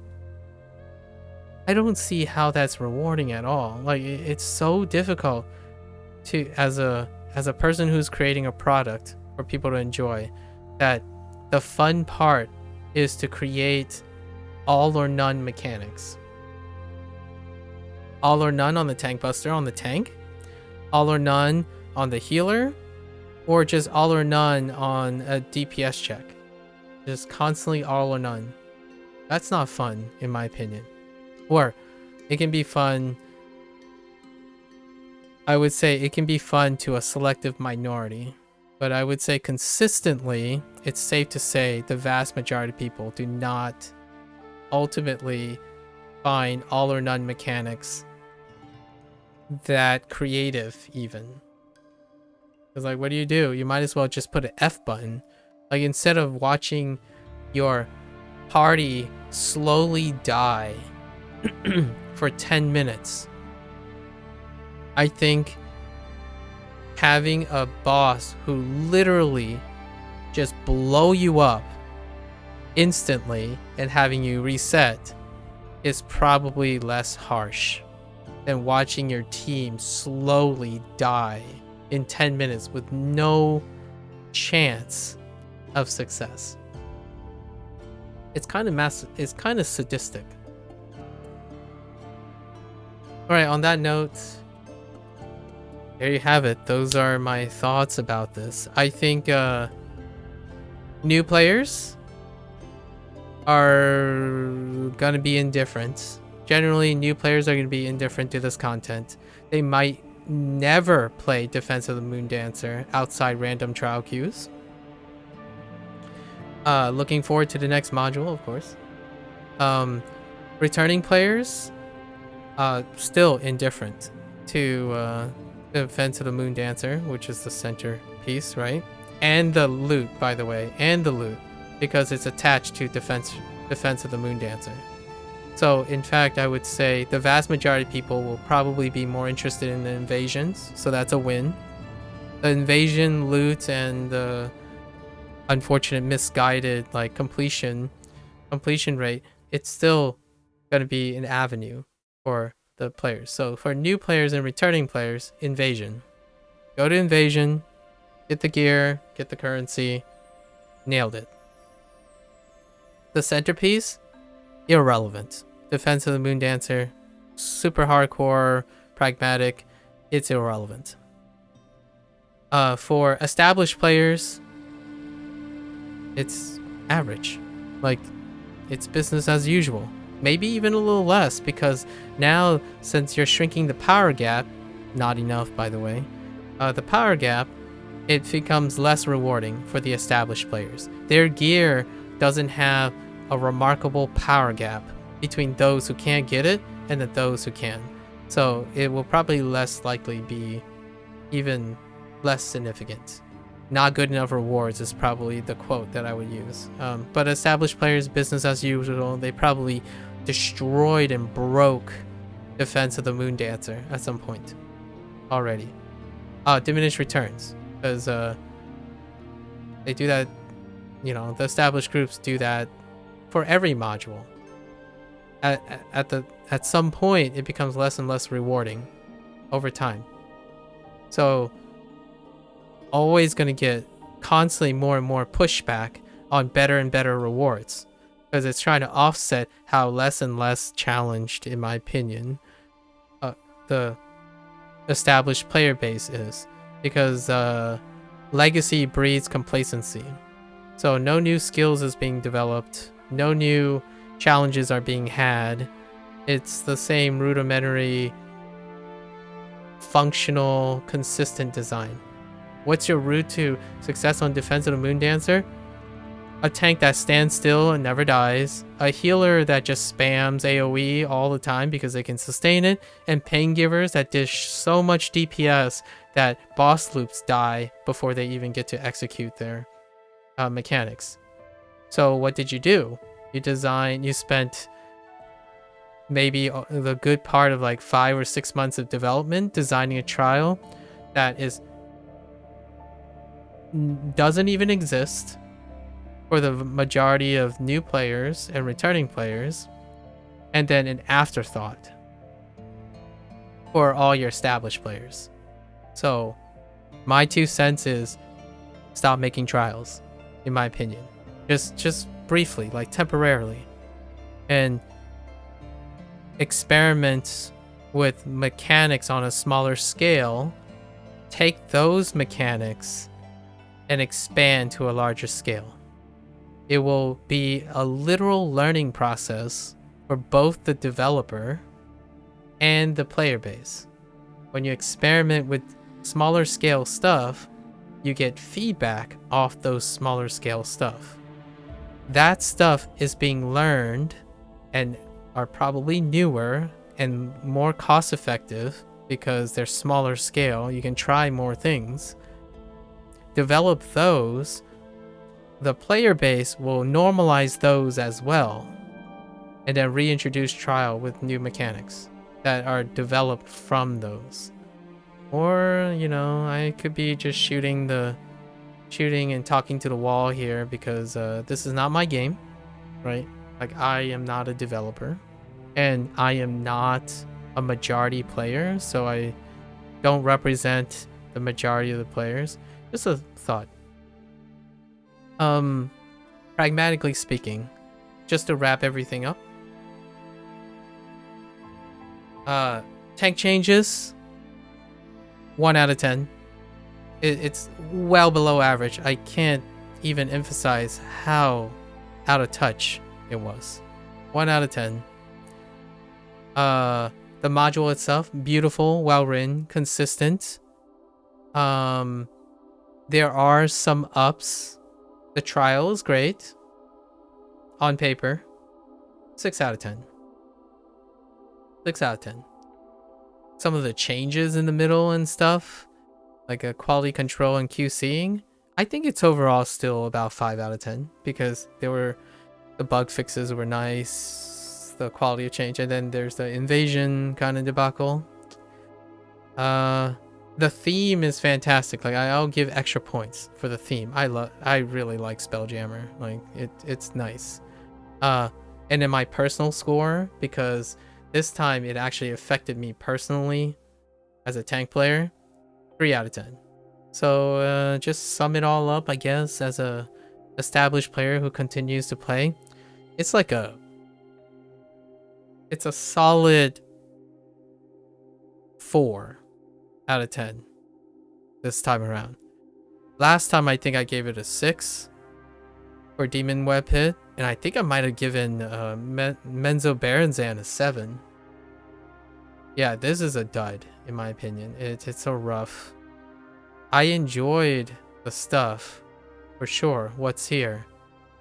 I just don't like where the direction is. Again, the direction consistently doesn't change, so it'll probably be a 5 out of 10 next time. So solid 4 out of 10, slightly below average. Tank changes are easily... Oh man, it's been so long since I've played a game that have consistent updates that hit so low personally.